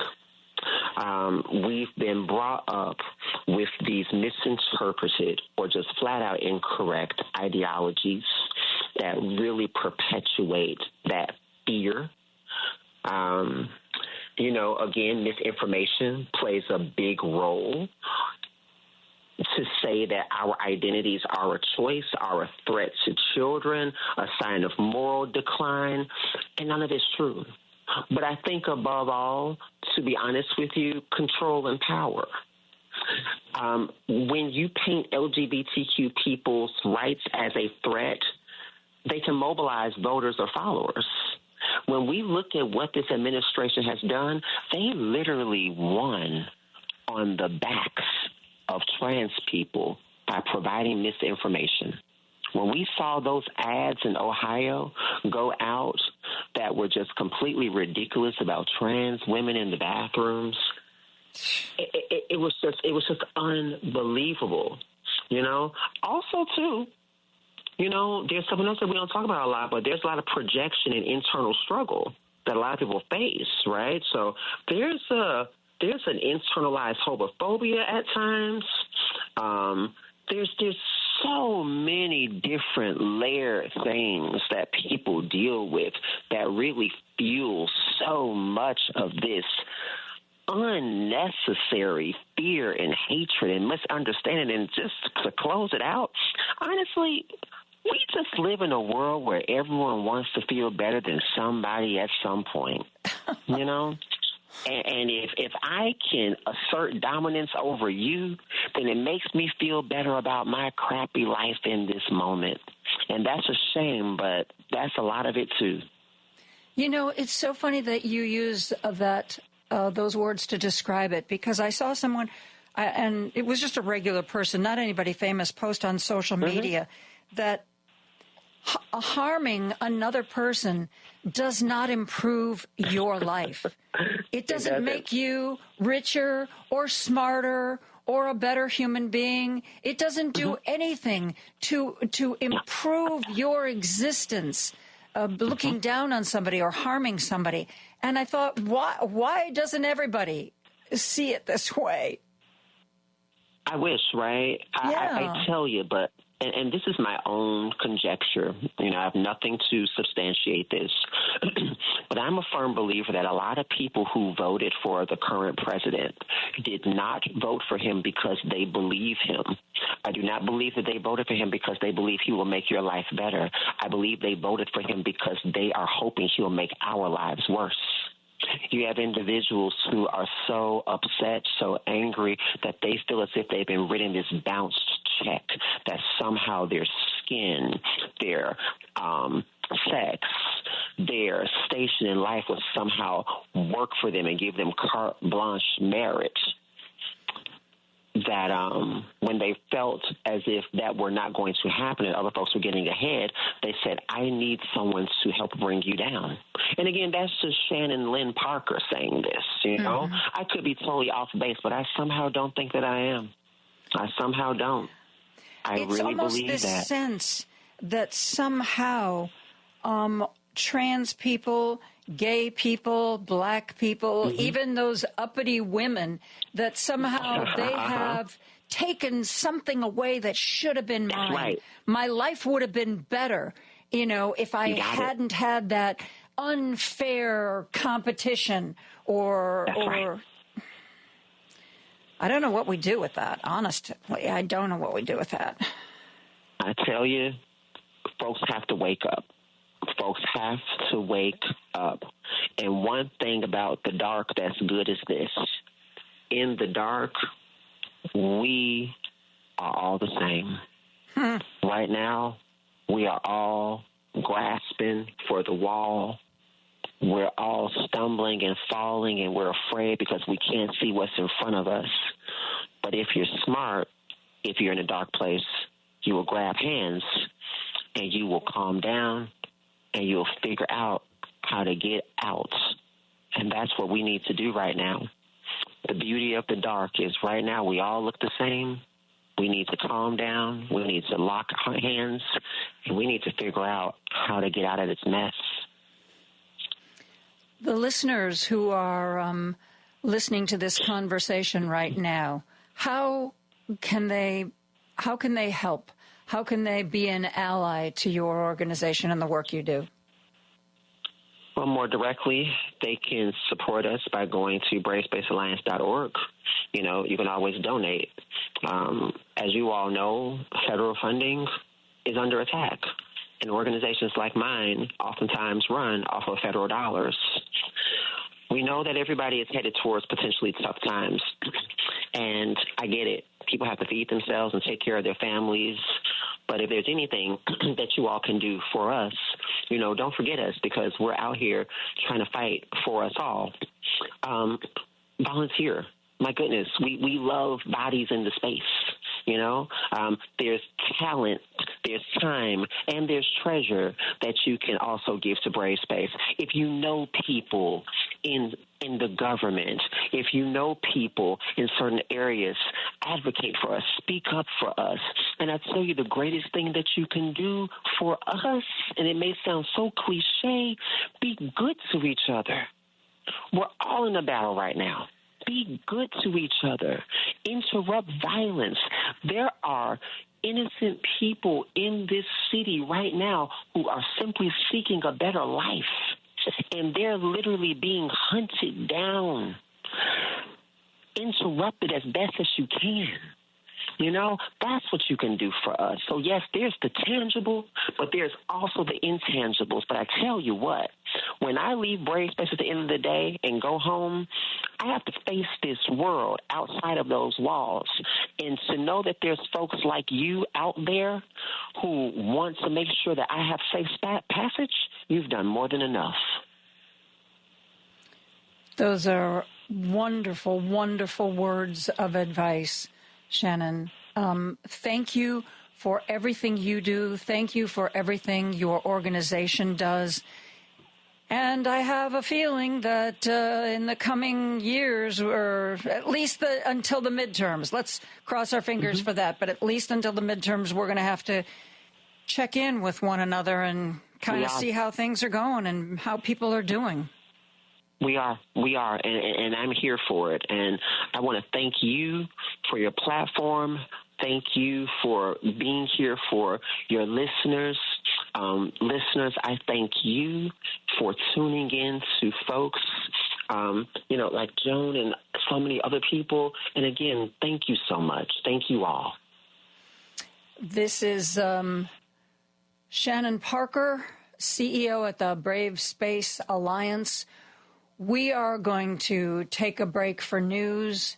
We are going to talk more about politics with one of our political science professors when we come back.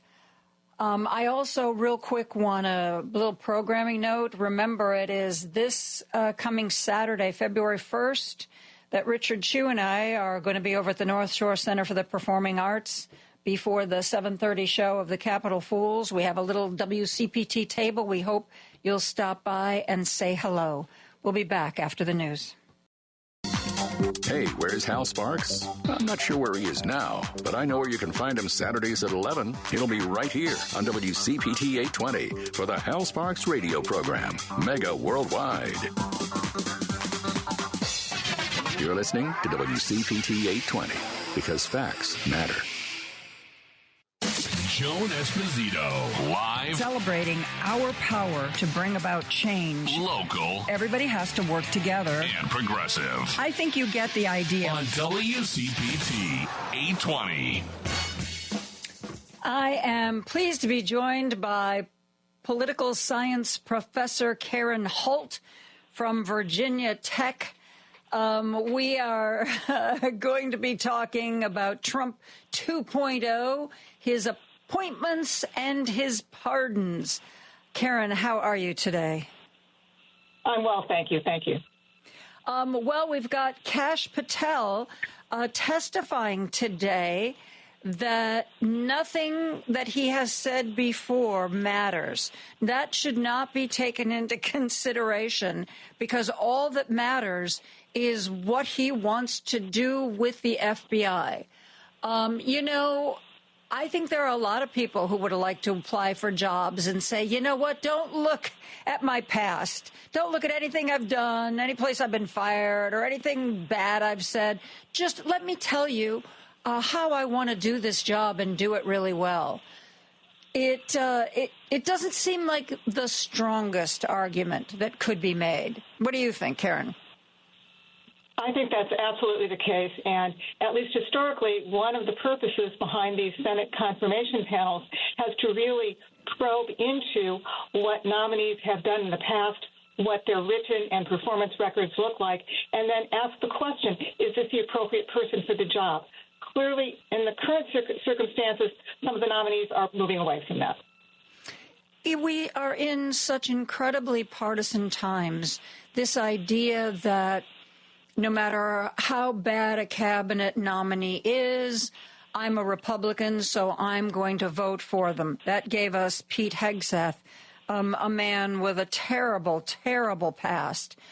So do these hearings even matter, Karen? What's the point?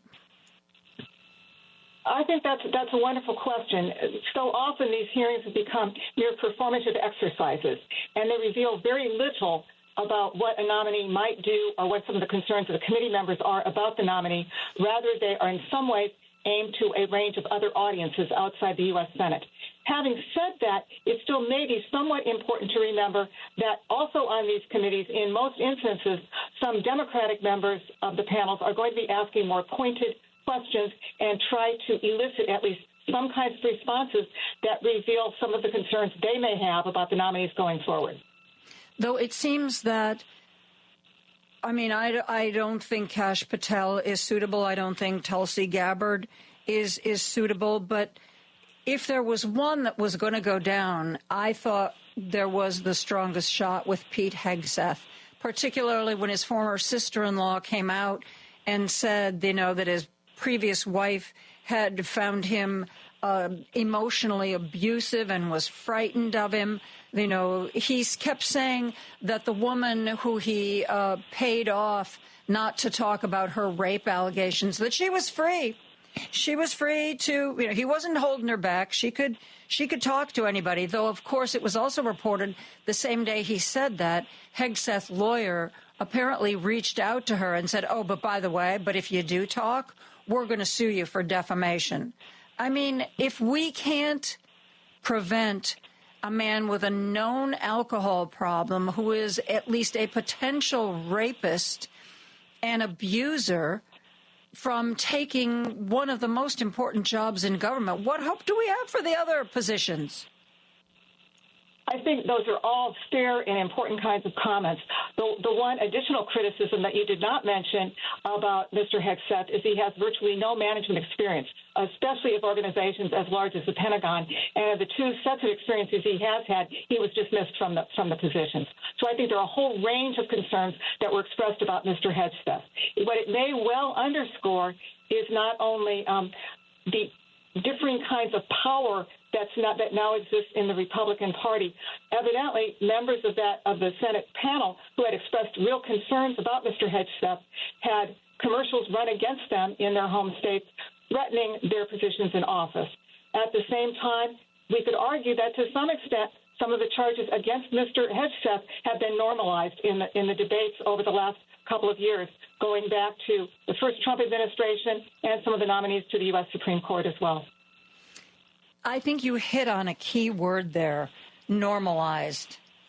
We have gotten so numb to so much of Donald Trump's ideas and his chaos that I don't think it's like we're in an abusive relationship. We're not thinking clearly anymore, but it's affecting us as a nation.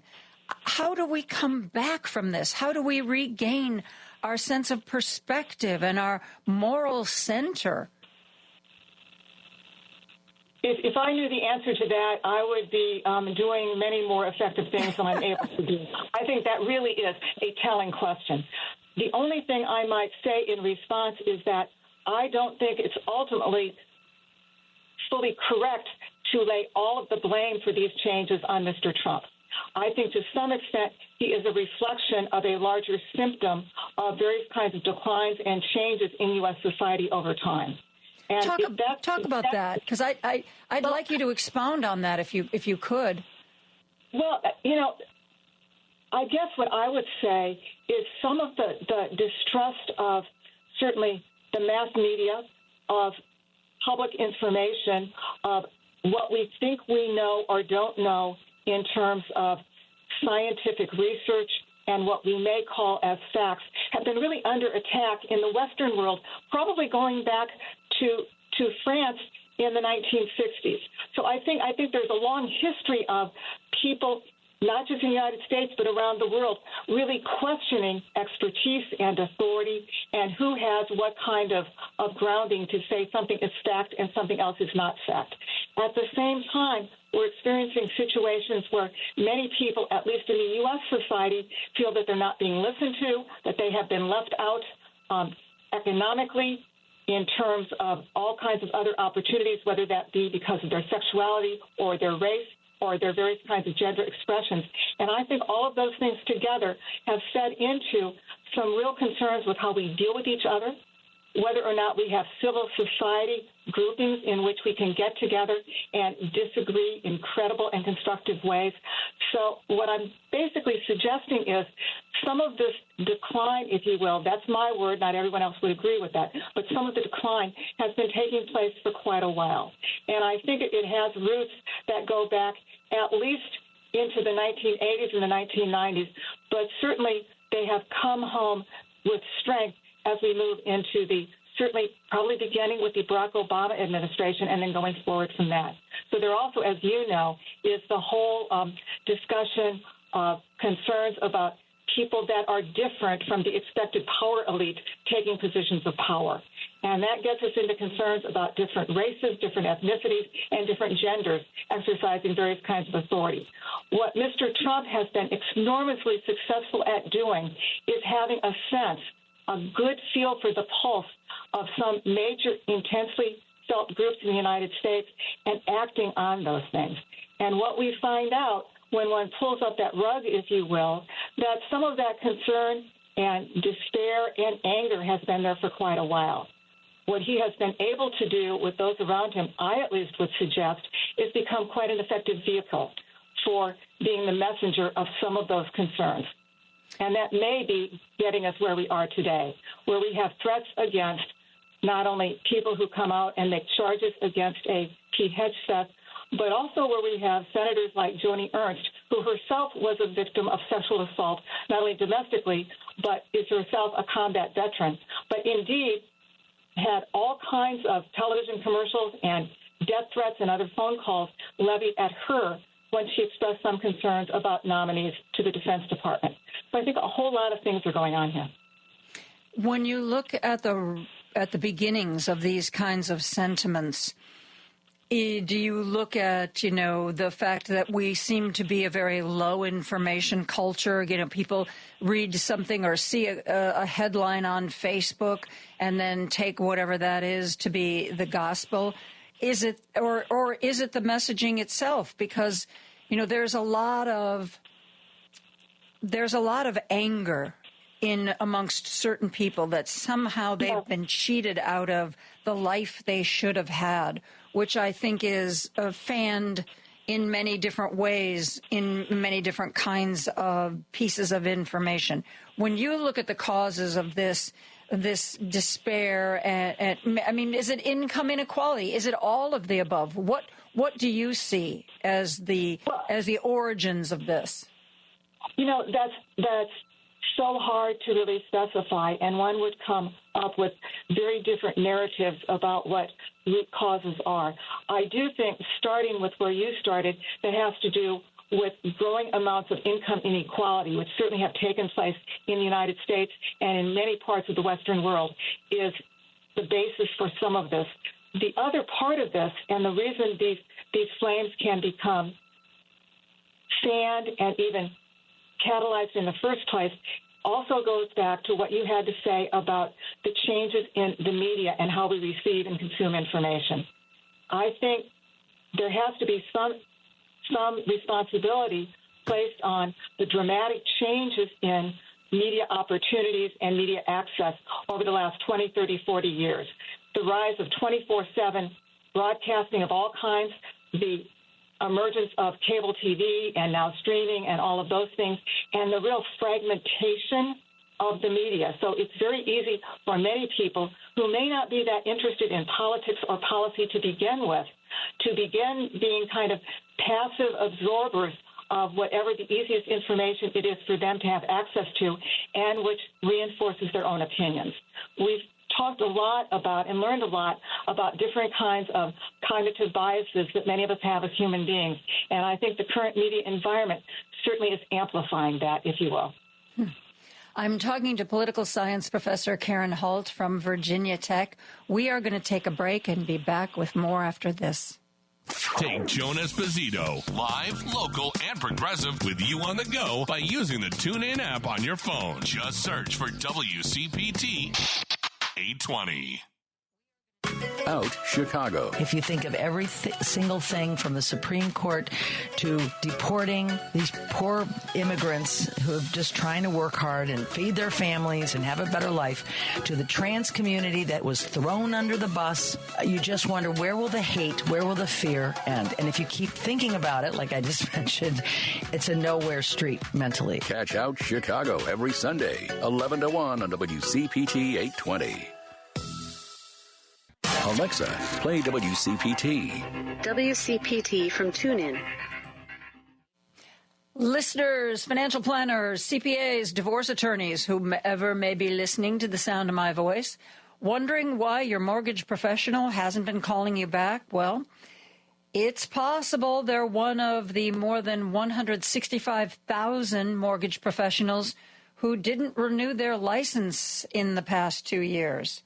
Want to buy a home or refinance the home you've got? Do what I did. Call Team Hochberg. In the past 2 years, as other mortgage professionals were leaving the business, Team Hochberg has been expanding. They've been adding loan officers. They're stronger than ever, and they'd love to have your business. Remember, in the past 24 months, mortgage companies have closed.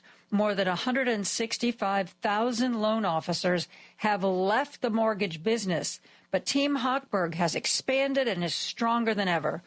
If you want to work with an experienced mortgage professional, do what I did and call Team Hochberg now. 855-563-2843 or go on your computer, 56david.com. That number again, 855-563-2843 or on your computer, 56david.com. Lower.com, equal housing lender, NMLS 1124061. Now back to Joan Esposito, live, local, and progressive on WCPT 820. And I'm joined by political science professor Karen Holt from Virginia Tech. And Professor Holt, I know that you have been an election night commentator for the local PBS station there. Virginia is a really interesting state. It is one of those states that we keep an eye on here in the heartland. Glenn Youngkin, what do you think of him? Glenn Youngkin is quite an interesting case in many ways. As most of your viewers do know, he is a Republican governor of Virginia. In Virginia, our governors are limited to one term at a time, so he is in his last year in office. What Mr. Youngkin has been very successful at is threading the needle quite carefully between, on the one hand, making clear at times that he is supporting a Trump version of the Republican Party, while at the same time also suggesting that, given his own background in business, his success with the Carlyle Group and so forth, that he is quite aware of and willing to listen to some of the concerns of Virginia more generally. So to that extent, he may well be, or was at least, a view of how the Republican Party could have moved beyond Donald Trump. Now, what he's done most recently, of course, is attempted to position himself as not only a campaigner for Donald Trump, where, in fact, he was quite effective in the fall general election campaign, but more recently also trying to position himself as being the governor of the first state, if you will, that would put into law various things that are consistent with the Trump administration's goals. And that had to do, for example, with something fairly straightforward, though not to people who work in the service industry. He was really pushing hard for no taxes on tips. As it turns out, the Democrats in the legislature, we have a divided government in Virginia, one of the very few states where that still exists in the United States. But the Democrats in Virginia said, wait a second, what we need to have is a more consistent, fair, and overview of the general revenue process and of the taxation process. They refused to let him have that. Back to the original question, he still is trying to, on the one hand, appear to keep his options for the future open, that is, not close doors with the current MAGA Republicans, but at the same time also position himself as a more responsible person in overseeing one of the major states in the United States. So he really is, in that sense, quite a conundrum and very interesting to watch as well. That seems like a very fine line to try to walk. Yes. And I've seen politicians try to do that sort of thing before. And lots of times they end up, rather than being the person that both sides turn to, they make both sides mad. You know, you're not on our side of the fence. Oh, no, he's not on our side of the fence either. I mean, there were a lot of people who speculated that when Kyrsten Sinema, the former senator from Arizona, started to break away from her progressive roots and start going against Biden, it was reported that the aides closest to her said, oh, this is going to be brilliant, because, you know, the MAGAs are going to love you. The Democrats are still going to support you. You know, you could, walking this fine line, you could even run for the presidency because you could be the candidate that brings everybody together. And the exact opposite happened. The Democrats felt betrayed by her, and MAGAs, she was never going to be MAGA enough for MAGA. How do you think Glenn Youngkin is going to do trying to walk that same line? Well, he's facing all of the hurdles and challenges that you just outlined. Now, we'll remember that he was, for a very short time, rumored to be a possible vice presidential candidate, and even for a while was toying with the idea of being one of those that was drafted by the Republicans to run for the presidency. Well, yeah, that's what it seemed like he was doing, that he was sort of waiting in the wings, hoping Trump would implode. Yes. And that the Republican Party would turn to him as their savior. But that never happened. It hasn't happened, but what he has been successful at in the meantime is continuing to support Mr. Trump in ways that are credible and doable from his perch as the governor of the state of Virginia. The other thing to remember about any governor of the state of Virginia, much like governors of Maryland, is that they really are in an interesting position in many ways. They have to keep working with whoever is president of the United States for a whole range of reasons that have to do with security, government jobs in the state, as well as a range of other sorts of things. So Mr. Youngkin right now, as are all the elected officials in the congressional delegation in Virginia, are really concerned about what's happening in the Trump administration with regard to federal employees, Project 2025, the latest wage and pay freeze that went into effect. So what Mr. Youngkin is facing right now is probably an even bigger challenge than it looked like going into the presidency. Yeah. So do you think we're going to see Glenn Youngkin 2028? Could be. What I would suggest instead is a higher likelihood is it will be Glenn Youngkin challenging Senator Mark Warner for the U.S. Senate seat in 2026. And that, of course, is the challenge of the Virginia one-term governor. Their one term as governor, one term at a time, they always have to be thinking about what their next job is. Yeah. And what they tend to do from that position is maybe look 4 years out, but more often they look at things like maybe a cabinet position. That did not happen, but maybe it could happen in the rest of this administration. It also could be, let's see what congressional vacancies, especially in the U.S. Senate, will become open to. It's worth remembering that both Senator Mark Warner and Senator Tim Kaine were both governors of Virginia before they became U.S. senators. Does Mark Warner seem vulnerable? You know, I don't think so. But having said that, it's hard to know what the dynamics will be in 2026. He has been a quite popular and well-regarded senator from Virginia. He and Tim Kaine together have been outstanding in their ability to be present all around a very diverse state, diverse racially, economically, topographically, and in terms of employment and so forth. And yet they are continually, in many parts of Virginia, keeping in touch with people and taking the pulse of what people want. It would be really difficult for me to believe that Mr. Warner would be in any kind of trouble, but he also may be at the point in his career where he's decided, you know what, if I'm going to stay in the minority in the Senate, maybe I want to go back and do other things. I don't think it's vulnerable, but again, that time will tell that. I know that you presented a paper on Nixon at the Nixon Presidential Library. I've talked to Jill Wine-Banks a lot, former Watergate prosecutor, and she did a program with John Dean for the anniversary of Watergate. They both, even though they were obviously on opposite political sides when it all went down, they both now look back and say that Gerald Ford should never have pardoned Richard Nixon, that it set a bad precedent, that he might have thought he was doing what the country needed in the short term, but with the 2020 hindsight of history, both John Dean and Jill Wine-Banks said that Gerald Ford should have let the prosecution go forward. Do you have any thoughts on that? You know, I do. I've spent quite a bit of time writing and thinking about the Nixon presidency going forward. But I have mixed feelings on their conclusion. On the one hand, it makes a great deal of sense. Certainly it is the case that Gerald Ford might well have won the election against Jimmy Carter.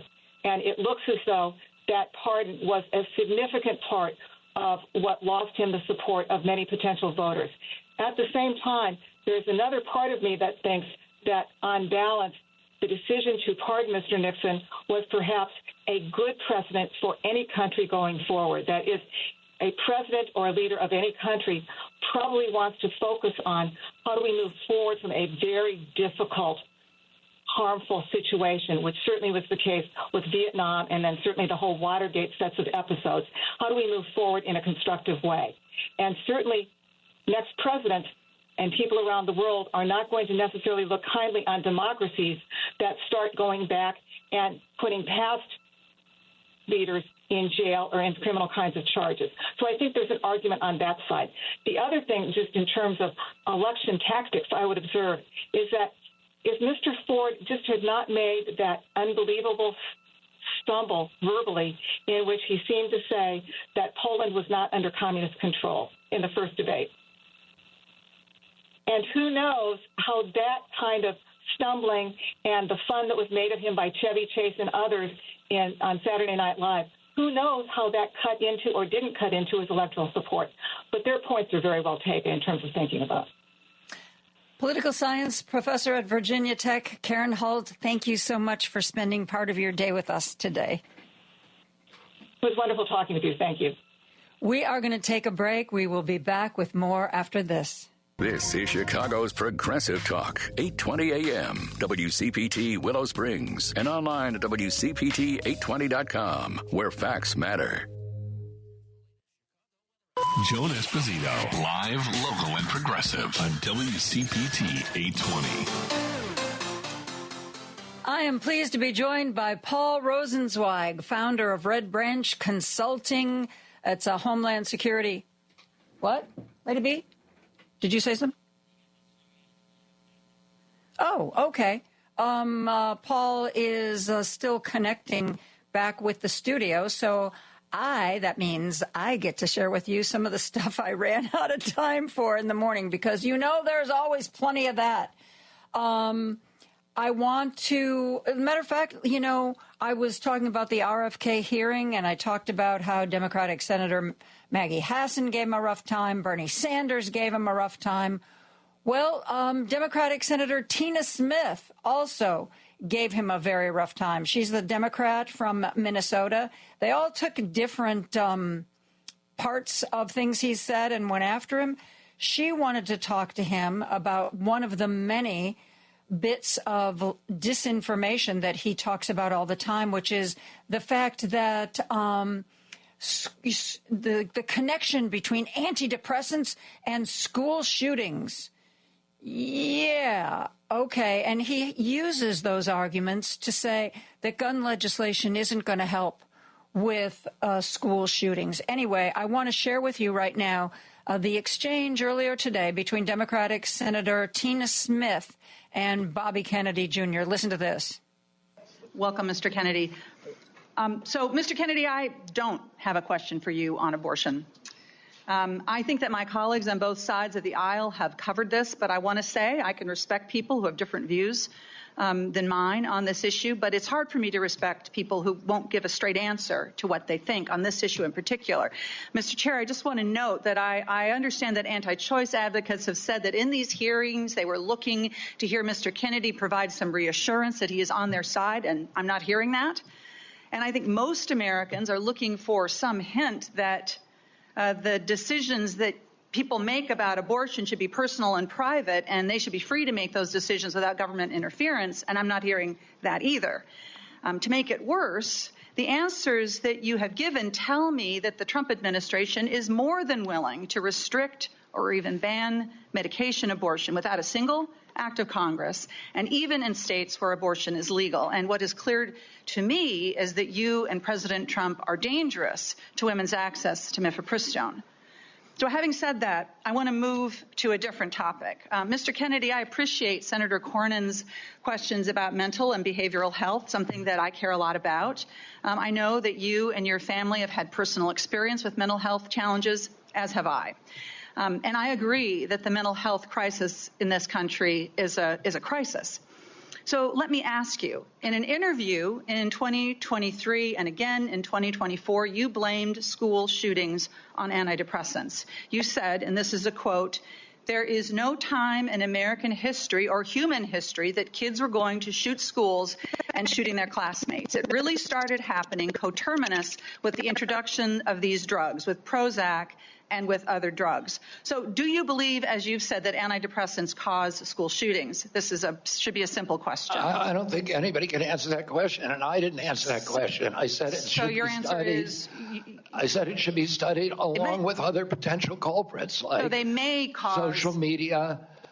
But I don't know. I would never make, because there's no science on that, well, Senator. There is, Senator. I mean, there is, Mr. Kennedy. Thank you for the promotion. The science shows that there is no link between school shootings and antidepressants. And in fact, most school shooters were not even treated with antidepressants. And of those that were, there was no evidence of association. You know, I don't think you can say that, Senator, because of HIPAA rules, nobody knows. Well, that is, Mr. Kennedy, do you think that people who take antidepressants are dangerous?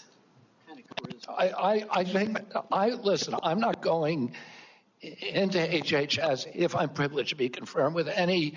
So you can't say that people to impose any preconceived ideas that I may have. I just want to have good science. So you're not saying that they aren't dangerous, which means that they could be dangerous. Let me ask you this. That's not true. You've described Americans who take mental health medications as addicts who need to be sent to wellness farms to recover. Is that what you believe? No, of course I didn't say that anybody should be compelled to do anything. No, but you said they should be sent. I said they should be available to them. I didn't say they should be sent. You said that folks that take antidepressants are like addicts. That I can provide that, I think Chair. They should have the availability. Listen, I know people, including members of my family, who've had a much worse time getting off of SSRIs than people have getting off of heroin. It's the withdrawal period is, I mean, and it's written on the label. I have some experience with this myself, Mr. Kennedy. This is personal for me. When I was a young woman and I was struggling with depression, thankfully, I had the resources to help me get through it, including a new generation of SSRI uptake inhibitors, which helped to clear my mind, get me back on track to being a mom and a wife and a productive, happy person. And I'm really grateful for that therapy. So I have some experience with this, and I think that everyone should have access to that care. And your job as secretary is to expand access to care, not to spread lies and misinformation. And, you know, the things that you say, Mr. Kennedy, they live on. They have impact. And, you know, we're having this conversation at the same moment that my Republican colleagues are looking to try to figure out how to save money any way they can. And so they want to cut Medicaid. Let's just think about this for a minute, because you're going to be, should you be confirmed, you would be responsible for CMS, which provides mental and behavioral health care to millions of Americans. Close to 40% of folks on Medicaid have a behavioral health condition. And you would be part of this administration that would be looking to cut Medicaid. So, Mr. Kennedy, these statements that you've made linking antidepressants to school shootings, they reinforce the stigma that people who experience mental health every day face every single day. And I'm very concerned that this is another example of your record of sharing false and misleading information that actually really hurts people. Well said. Now the question is anybody on the Republican side of the aisle going to have the courage to vote against this guy? We will see. We are going to take a real quick break. We are going to be back with more after this. Chicago's Progressive Talk, WCPT 820, where facts matter. Joan Esposito, live, local, and progressive. Every weekday afternoon from 2 to 5 p.m. on WCPT 820. I am very pleased to welcome Paul Rosenzweig, founder of Red Branch Consulting, a homeland security consulting company, to the program. Yesterday, he published an article titled, "It's Not Amateur Hour Anymore." It's in the Atlantic magazine, and it is talking about what we have variously described as Trump's effort to flood the zone or shock and awe. things are moving very, very quickly in this second Trump term. Paul, thanks for being here. Thanks for having me. So what stood out to you when you were looking at this first 10 days, which feels like 10 years of the new Trump administration? Well, as I wrote in the article, I think what's different about this time around is that Trump 2.0 is a lot more focused and competent than Trump 1.0. I mean, if you just think of it by volume, Trump 1.0 issued 5, I think it is, executive orders in the first week. The number in Trump's first 10 days now is somewhere north of 80 or 90. Not all of them consequential, but he's really hit the ground running, or I think more accurately, the people who work for him have hit the ground running, and he has basically given them his authority to do so. So a great deal of what he's doing now reflects a pretty detailed and sophisticated knowledge of how the federal government works and how he needs to act to try and disable opposition within the government. It's a lot more effective than we thought it was going to be. I mean, Paul, obviously, Donald Trump has had a first term under his belt, so, there was a learning curve. But it seems this time around that outsiders who are really far right have realized that this is a guy who can be used and manipulated and managed. Hence, the Heritage Foundation coming to him and saying, hey, don't worry about a next term. We got a blueprint. It's called the 2025 Project. It's everything you need to do and how you need to do it. And you just, take it and run with it. So it seems like there are some outside influence trying to move his agenda along, or perhaps I should better say their agenda along as well. Well, I certainly think that what we're seeing is a lot of people who have a pent-up desire take advantage of his authorization. You can describe it as him being a boob and being taken advantage of, or you can describe it as him recognizing people who are loyal to him and headed in his general direction and then continuing in that direction with him. I think obviously it's a bit of a mix of both, right? He's not always. Well, I guess what I meant was not that he was a boob who could be bamboozled, but rather that recognizing that he is utterly without any kind of policy ideas and that he is entirely transactional. I mean, you got the tech bros. Donald Trump used to be against crypto. Now he thinks it's the greatest thing since sliced bread. Donald Trump used to say that he was going to undo all the previous stuff about electric vehicles. Now, all of a sudden, Elon Musk is writing checks to his campaign, and electric vehicles are darn tootin' the best thing going forward. Just that he's a guy, they've got his number. If you've got the money to buy the influence, you get what you want. I mean, this Donald Trump calling the oil executives and their lobbyists down to Mar-a-Lago while he was still running for office. You guys all together are really rich. Come up with $1 billion and I'll do whatever you want. Yeah, more drilling, you want more drilling, you want more this, you want more that, you want less regulation. I'm your guy, just write the check. That's, I guess, what I mean is people with money and who have their own agenda have learned how to use him. Well, it certainly is the case that some of the people who are influencing him are trying to do so through money. But, there are some fundamentals in his view, like tariffs, that pre-exist the money thing, right? That and his racism are both so deeply ingrained that I don't think it's necessarily the money thing. But you're absolutely right that to some degree he's responding to the people who have his ear, right? And the people who have his ear are the people who put money in his pocket. That's why, Mark Zuckerberg just settled a suit for $25 million. That's 25 million reasons that Trump might listen to him, right? Mm-hmm. Yeah.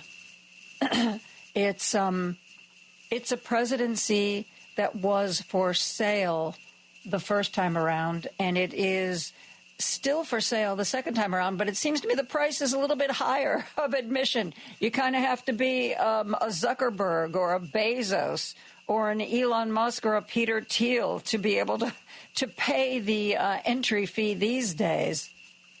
But I wonder, I know that you mentioned in the article you wrote, you mentioned Steve Bannon. I'm trying to figure out where Steve Bannon stands at this moment in time.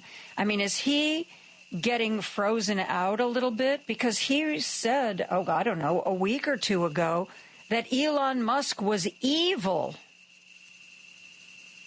Well, I guess I'm really just not privy to the internal workings of the Trump White House. It seems to me that the people who have his ear right now are more Musk than Bannon, but it's also more Steve Miller than Musk, and Steve Miller is the closest thing to a Bannonite. The one thing that they've done most effectively is really started up immigration raids, for example, and that's not a Musk thing. That's a Bannon thing. That's a Bannon-Miller thing. And they've gathered, I think I saw 7,000 people in the first week, which is a pretty fair amount of people. I mean, I don't know how long they can sustain that pace, but that's a solid beginning from their perspective, not from mine. I want to emphasize, when I speak admirably about it, I admire them in the same way I admire the New York Yankees. I hate them, but I admire them anyway. When they play well. So I think that it's a mix and match, and it's going to take a while for this all to shake out. And I really just don't have enough knowledge to know who's going to win in the end. Mm-hmm. Everybody is describing this onslaught of executive orders and directives. This flooding. Trump is flooding the zone. He's also, there's one newsletter that I follow. They've created a special site to follow how many times he plays golf. And with the expectation being that the longer he's president, the less legislating or executive orders there'll be and the more golf there will be. Do you see this big... he's trying to bowl everybody over with, I made all these promises and now here I am giving you everything you wanted and a lot of stuff you didn't want. Do you think it will taper off? I can't see him maintaining this pace. I expect that he can't sustain it as well, if only because he's pretty much covered like his whole wish list. There's a good article out there to run comparing 2025 to him directly and see what's not yet done. Once he's finished with that, he's already starting to get to the point of doing things like blaming DEI for the tragic air crash yesterday, as if there was any relationship between the two, right? Yeah. So he's already emptied his playbook, it seems, or is more so. Right? Does that win him? Is that just feeding, when he says, this plane crashed because of DEI, is that just feeding red meat to his base? Does he think that's going to somehow make him more popular? I know I'm asking you to kind of crawl into his head, but, I guess what I'm saying is, why he's already gotten the presidency. Is this just the drum he's going to continue to bang? DEI, DEI, DEI? Well, I think two reasons. First off, it gets him good response, and that's what he lives for, right, is adulation. And second, perhaps consciously, perhaps unconsciously, he's recognized and decided that DEI-type things are a weak point of the progressive coalition. He may be right, he may be wrong, but he's made that perception, especially transgenderism, and so he's going to hammer that. It's one of the few areas where polls suggest that he may actually have a majority of Americans behind him on some issues, and so he's going to keep playing on it. It's not like he's a totally stupid man. He's just not a nice man. Yeah.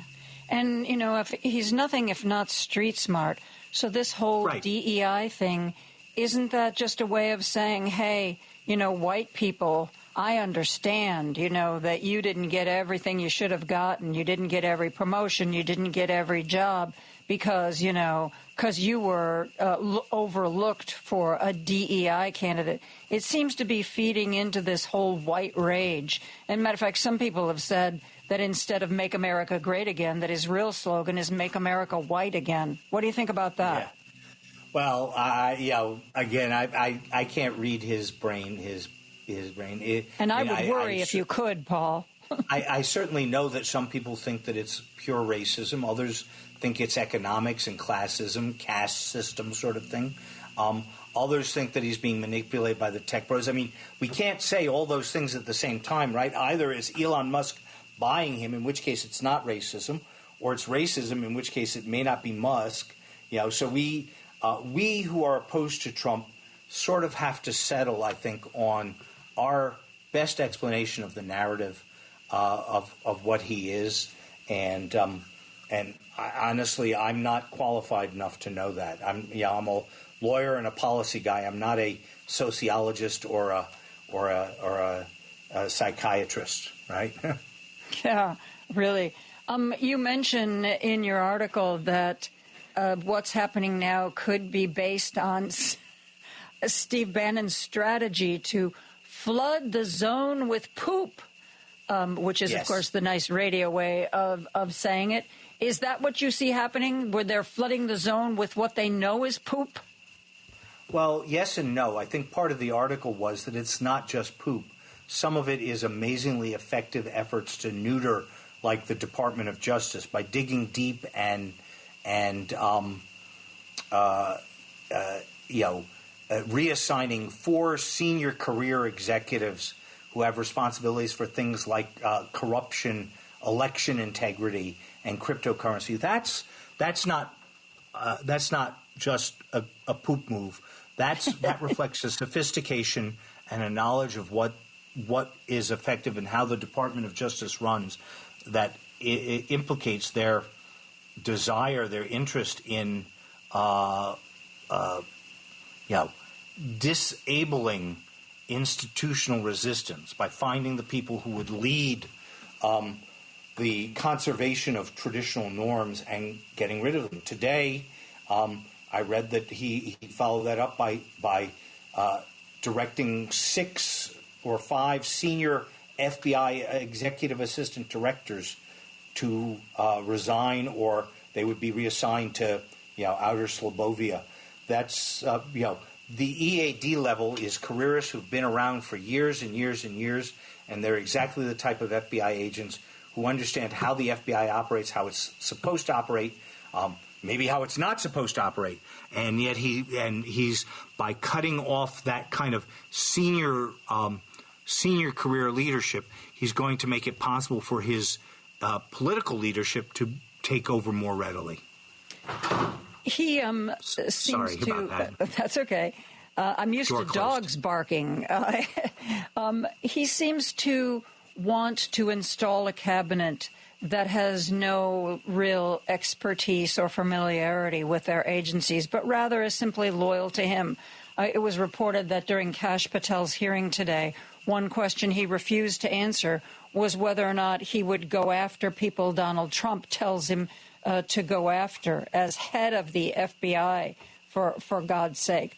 And yet the Senate, I guess, fearing for their own re-election prospects. I mean, they're not all up in 2026, for goodness sake. I mean, some of them have some more time where they could maybe stand up to some of these people and not suffer dire political consequences, but they're all just one after the other. They're all just rolling over. It seems like the Senate has basically given up its authority. Is that too harsh, do you think? No, not at all. The thing that they most resemble now are doormats. Mm-hmm. Happy to be walked over. If they had any self-regard at all, they would exercise their critical faculties, and they'd recognize that, Marco Rubio was qualified. I'm not sure I agree with what he said, but he was perfectly well qualified to be Secretary of State. Likewise, the Scott Bessent, who became Secretary of Treasury, again, not my candidate, but a perfectly qualified one. And the Senate was right to approve them. But they would be right as well to have rejected Kristi Noem, who doesn't know anything about Homeland Security, and they would be right to reject Pam Bondi and Tulsi Gabbard and Kash Patel and Robert F. Kennedy Jr., all of whom are obviously not qualified. They should have rejected Pete Hegseth, who is, by all accounts, a drunkard and a sexual assaulter. But I guess they just don't care. I don't know. They don't seem to care about anything except not being challenged and being reelected. That's for sure. Thank you so much for being here and hanging with us when we had that little bit of a problem getting you connected, Paul. I really appreciate it. Always a pleasure, Joan. Paul okay, Rosenzweig. You take care now. You too. He's the founder of Red Branch Consulting, a Homeland Security consulting company. He also has an article in The Atlantic on the Trump administration. Okay, well, that is going to do it for me today. Patty is off tonight. Dwayne Kennedy and Adam Burke, a couple of Chicago comedians, are going to be sitting in from 5 p.m. to 7 p.m. Richard Chu will be here tomorrow with, among other people, the author of a book called Disaster Survival 101. Sounds like lessons we could all use. Hopefully, I'm going to be joined tomorrow by Ray Long. He has been covering the Madigan trial. It has gone to the jury unless they decide to come back with a verdict at an inopportune time. Ray Long will join me tomorrow to talk about the trial of former Illinois Speaker Mike Madigan. And also remember, Richard Chu and I are going to be out sitting in the lobby at a WCPT table at the North Shore Center for the Performing Arts in Skokie this Saturday night. We'll be sitting there about 7 o'clock until the show starts. Please come over and say hello. By the way, if you want to buy tickets, they're still available. You can go to northshorecenter.org. I'll see you tomorrow at 2 o'clock. Have a great evening. Good night.